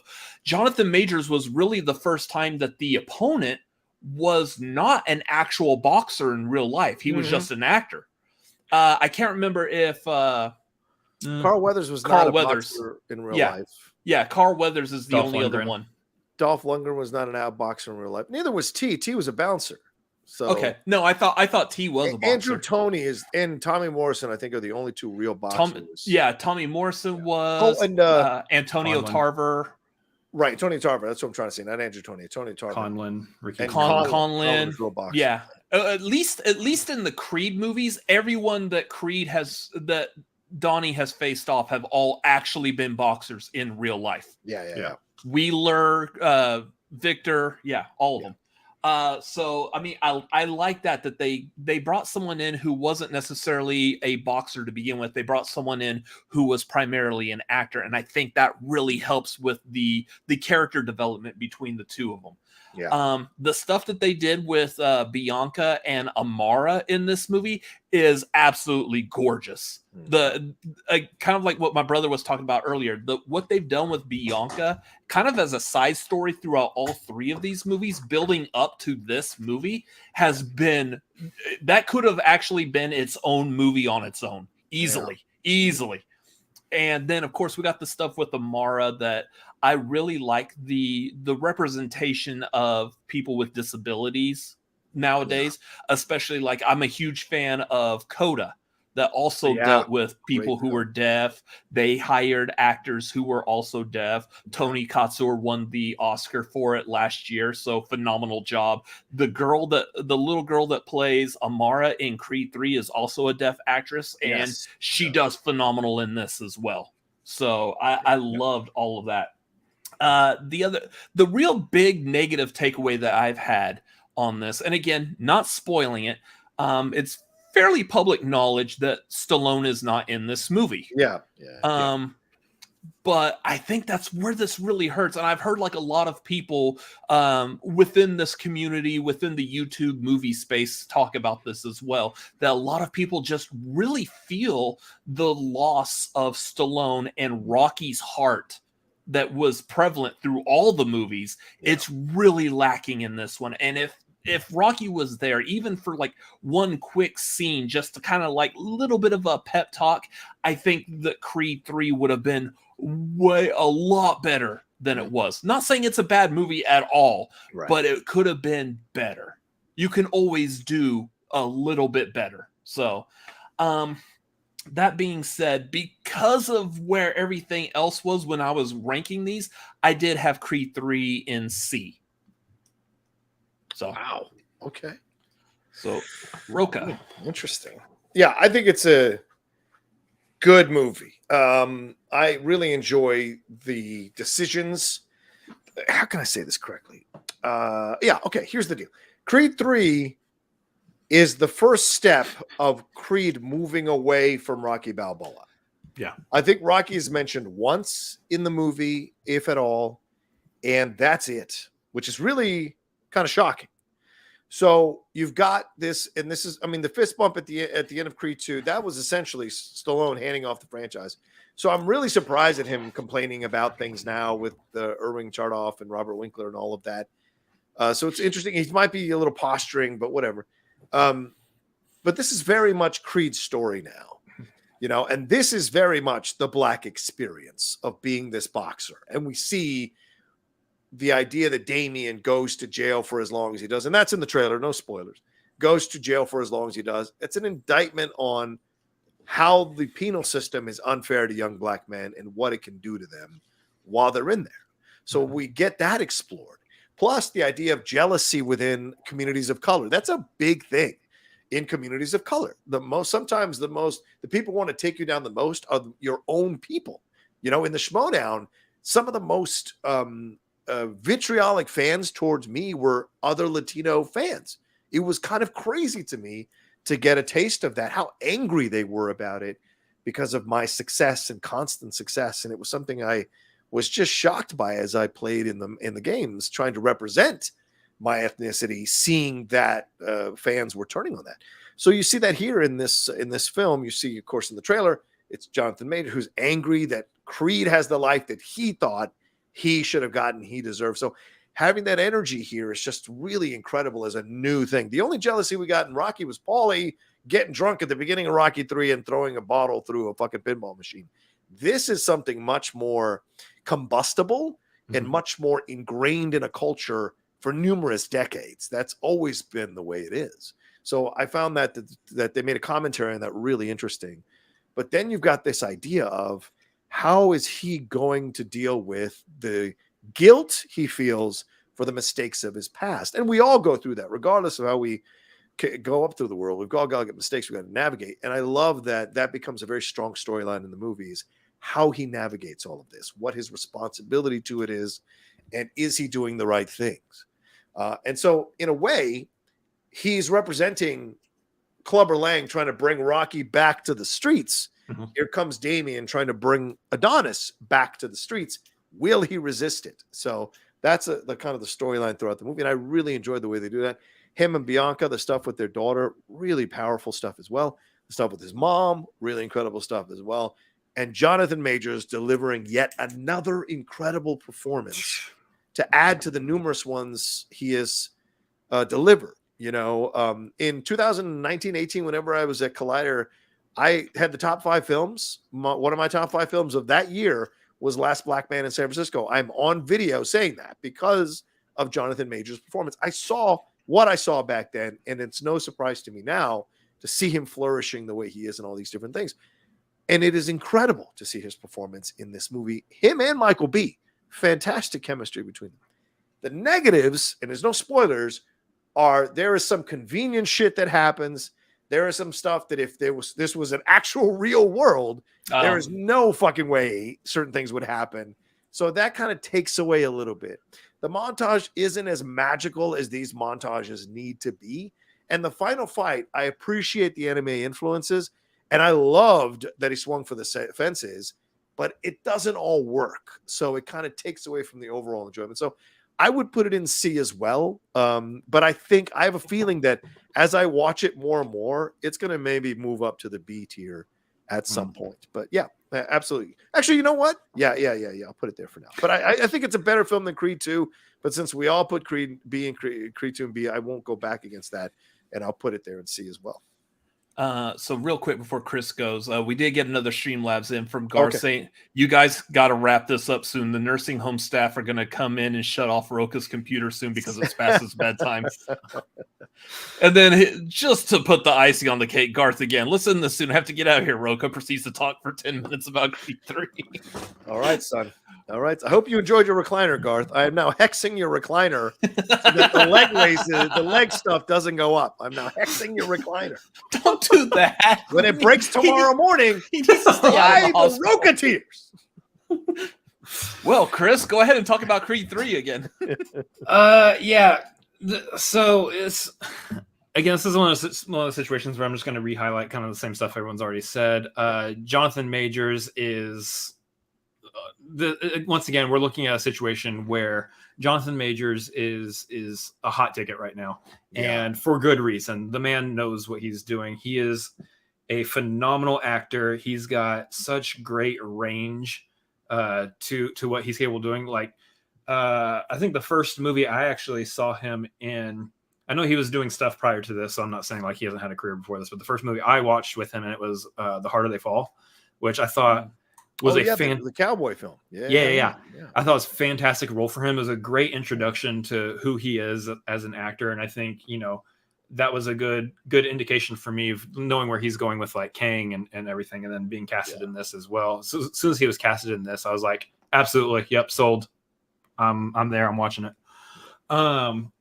The direction they went with this movie, I think, was great because I'm not sure that we had a situation outside of like the friendship that Rocky formed with Apollo. I'm not sure we had another situation where, if I recall correctly, when I look at all the movies, where we had the fighter really this connected to his opponent. I love the connection. I love the friendship that we got the backstory. Yes, like you were saying, I think you're right. There's a lot of good allusions to Clubber Lang here, but this did for me what they didn't do with Clubber Lang, which was give me that emotional string to connect to. Right. That's a fair point, actually. To connect to with Damien, and all the reasons why things happened, the events happened in the movie the way they happened are just gut wrenching themselves. Finding out the backstory and everything is all gut wrenching itself. The chemistry between the two, fantastic. It's absolutely electric. I think if you casted these two together in many, many more movies, I will be there in the seat watching every single one of them. Like we said, the stuff with Bianca, stuff with their daughter, with Amara, all fantastic, great representation there. And the stuff with the mom is with Marianne was really, really good too. Felicia Rashad is an absolute legend. She is a solid pillar when it comes to needing someone to carry the weight that character carries with her. She was a fantastic choice for the recast, I think. Overall, I think for me right now, same as you, Rocha. I'll need to rewatch this to kind of let it sink in a little bit more. For me right now, obviously, this is the weird reverse recency bias. It's the weakest of the three for me because I think Creed sits so highly in my mind. Creed 2, I think on the rewatch sits so highly in my mind. That being said, I think this honestly is a perfect trilogy. I think you have three really great movies that all do really great things independently of each other. So it's hard for me to say, it's hard for me to put this where I do on this list, but it's a list of really good movies. And I think I also am putting it in the C tier. There we go. All right, so that's going to kick Rocky 4 down to D. God damn it. What is happening here? So this is where I argue that I'm good with switching 3 and 4. Yeah.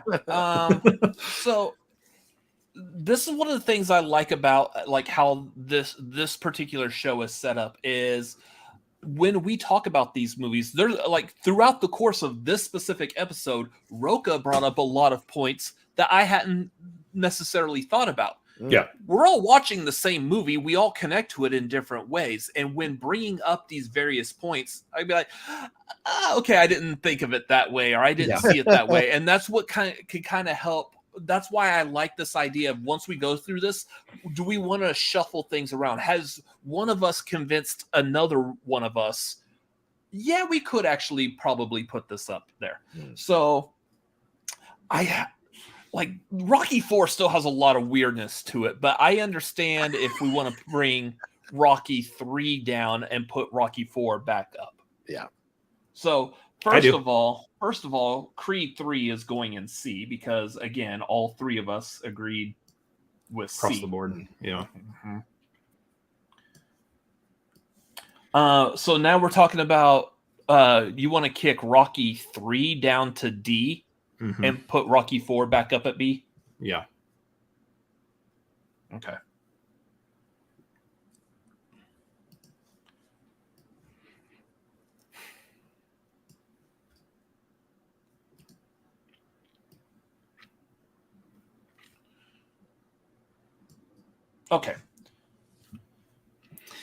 So now I think it just becomes a discussion of where the movies that or the tiers that have 2 movies in them, do we like the placement of where those 2 movies are in those tiers? I mean, still keeping in mind, it doesn't have to be 2 movies in S, A, and B. Yeah, I would attest that. Yeah, I agree with S. Let's keep S with Rocky and Creed in it. That's a perfect tier. Yeah, that was locked. But if we want to move, if y'all really feel strongly that C should have 2 or D should have 2, obviously F is not going to have 2. F is only going to have that 1. So no, I'm good with this. I like this lineup. I co-sign this lineup. I feel like if I really think about this honestly, the way it's situated makes the most sense. Yeah. I'm not going to I'm not going to fight the losing battle of moving Rocky 4 above Creed 2 and B, but that's my personal feeling. But I know we'll get outvoted, so Creed 2 is fine there. Where did I have Creed 2 with relation to? Well, so at least between Rocky 4 and Creed 2, like I said, I feel like Creed 2 did a better job of telling a story with at least like Ivan Drago and stuff, because they did humanize Drago a lot more. I think. So the way I had it on mine is I did have 4 right above Creed. They were both in the B tier, but I did have 4 right in front of Creed 2.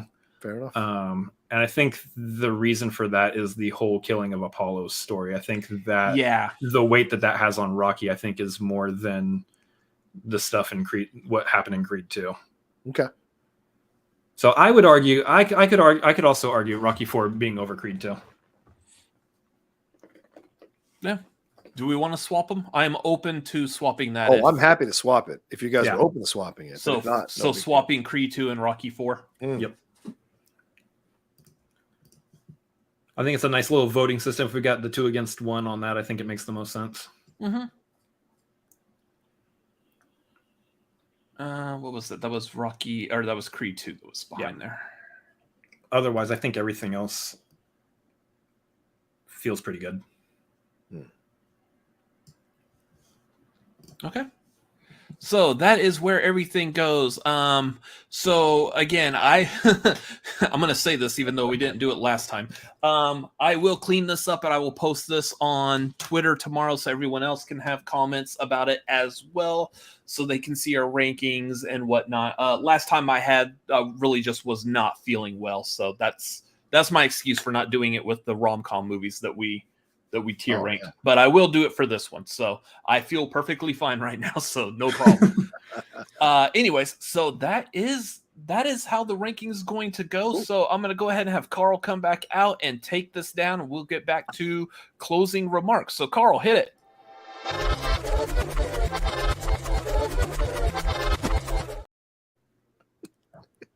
Still messed that up. Okay, whatever.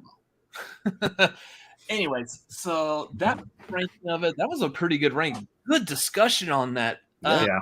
So before we get actually into plugs, I do want to thank Rocha for showing up. Great discussion. I'm glad. I know Chris was the one out of the 2 of us. Chris was the first one. Like, hey, let's get Rocha, and he reached out to you. I'm so happy that he did. That he thought of it, and that you accepted, because this was a lot of fun. So I knew he was the right man for the job. Yes, he was. I would like to throw a challenge. If some kind of movie trivia show were to ever come back, I would like to participate in a Rocky Creed exhibition. Ooh. Should that ever happen. So I absolutely do love these movies, even though I might not eloquently talk about them when ranking them. I do love them. So that would be a lot of fun as well. So yeah, as of right now, we do not have plans for what the marquee is going to be next month. We had an idea in mind, and we're kind of we're not really happy with that idea. So we're trying to scramble for something else to do next month for the marquee. So yeah, that should be. We'll think of something. So just stay tuned. You'll see it as soon as we figure something out. We'll announce it. So. That being said, let's go ahead and get to some plugs. Mr. Rocha, leader of the Outlaw Nation, where can the good people find you? You can always find me at The Rocha Says, as you see there on the screen, Twitter, Instagram, and TikTok. That's right. The old man's on TikTok every once in a while. And Twitch is The Outlaw Nation, all one word there. And then my YouTube channel, youtube.com/John Rocha Says, or just look for The Outlaw Nation, type in the last name Rocha, and you'll find me there. We're at 26,000 subscribers, just slowly climbing up the ladder there. You know, I'm no Christian Harloff. I'm no Dan Murrell. I'm no John Campia, but I'm slowly building the empire that is the Outlaw Nation there. So come and hang out with me. A lot of fun stuff going on, movie reviews, great shows. Me and Jeff Snyder with the Hot Mic. The Geek Buddies over there, Jedi Way now with Laura Kelly. We'll be making a big announcement for the Jedi Way very soon as well. So just a lot of stuff happening over on the Outlaw Nation. You want to jump in now, for God's sake. So come on over. Oh, and my other podcast, Cinephiles. Yeah, that's it. Because the Geek Buddies and the Hot Mic are separate podcasts as well. You can enjoy. And don't forget Strong Style. If you're a pro wrestling fan, that's on the Strong Style YouTube channel as well. So, motherfucker, I keep working. That's basically it. Hustle 24/7. That's what it's all about.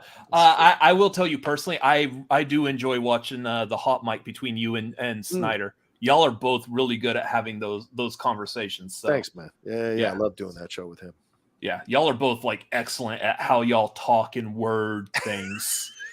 Go at each other. It's inspiring for someone like me who just doesn't talk right. don't talk so goodly. Who can't word well. Anyways, so yeah, thank you for being here again. Thank you guys. Again, you can follow us at the Cinefanatics MLP on Twitter and Instagram. You can follow me personally at Robert Adams MLP on Twitter, Instagram, and Letterboxd. Also, you can find me at youtube.com/@RobertAdamsMLP. And Chris. Yeah, you can follow me at Chris Adams MLP on Twitter, Instagram, and Letterboxd, as well as twitch.tv/Chris Adams MLP, where we're building a fun community over there and having a lot of fun and games. So come by and hang out. It's going to be a good time. So those of y'all watching, make sure you drop us a like, subscribe if you haven't already. If you're watching this on a rewatch, thank you for taking the time out of your day to watch our videos. We very much appreciate that. Again, give us a like, subscribe if you haven't. Let us know your thoughts down below in the comments. Where would you rank everything? Did we get this right? There's no actual right answer, I would say, except for whatever Rocha said. That's his Twitter handle, so that's he true. Must be right. So well otherwise, that being said, before we end this, I don't think we could properly end the show without Garth having one more jab at Rocha. Rocha accidentally wound up on TikTok because he thought it was a website to get a pacemaker. Good job, Garth.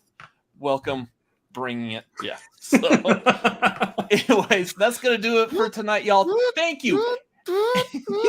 What's wrong? Yeah, you know what's wrong. All right. Anyway. Everyone in the chat, thank y'all for being here tonight. We appreciate y'all watching, participating, commenting. Everyone have a great evening. We will see y'all on Wednesday for the tagline. Y'all all have a good night. Goodbye. See ya.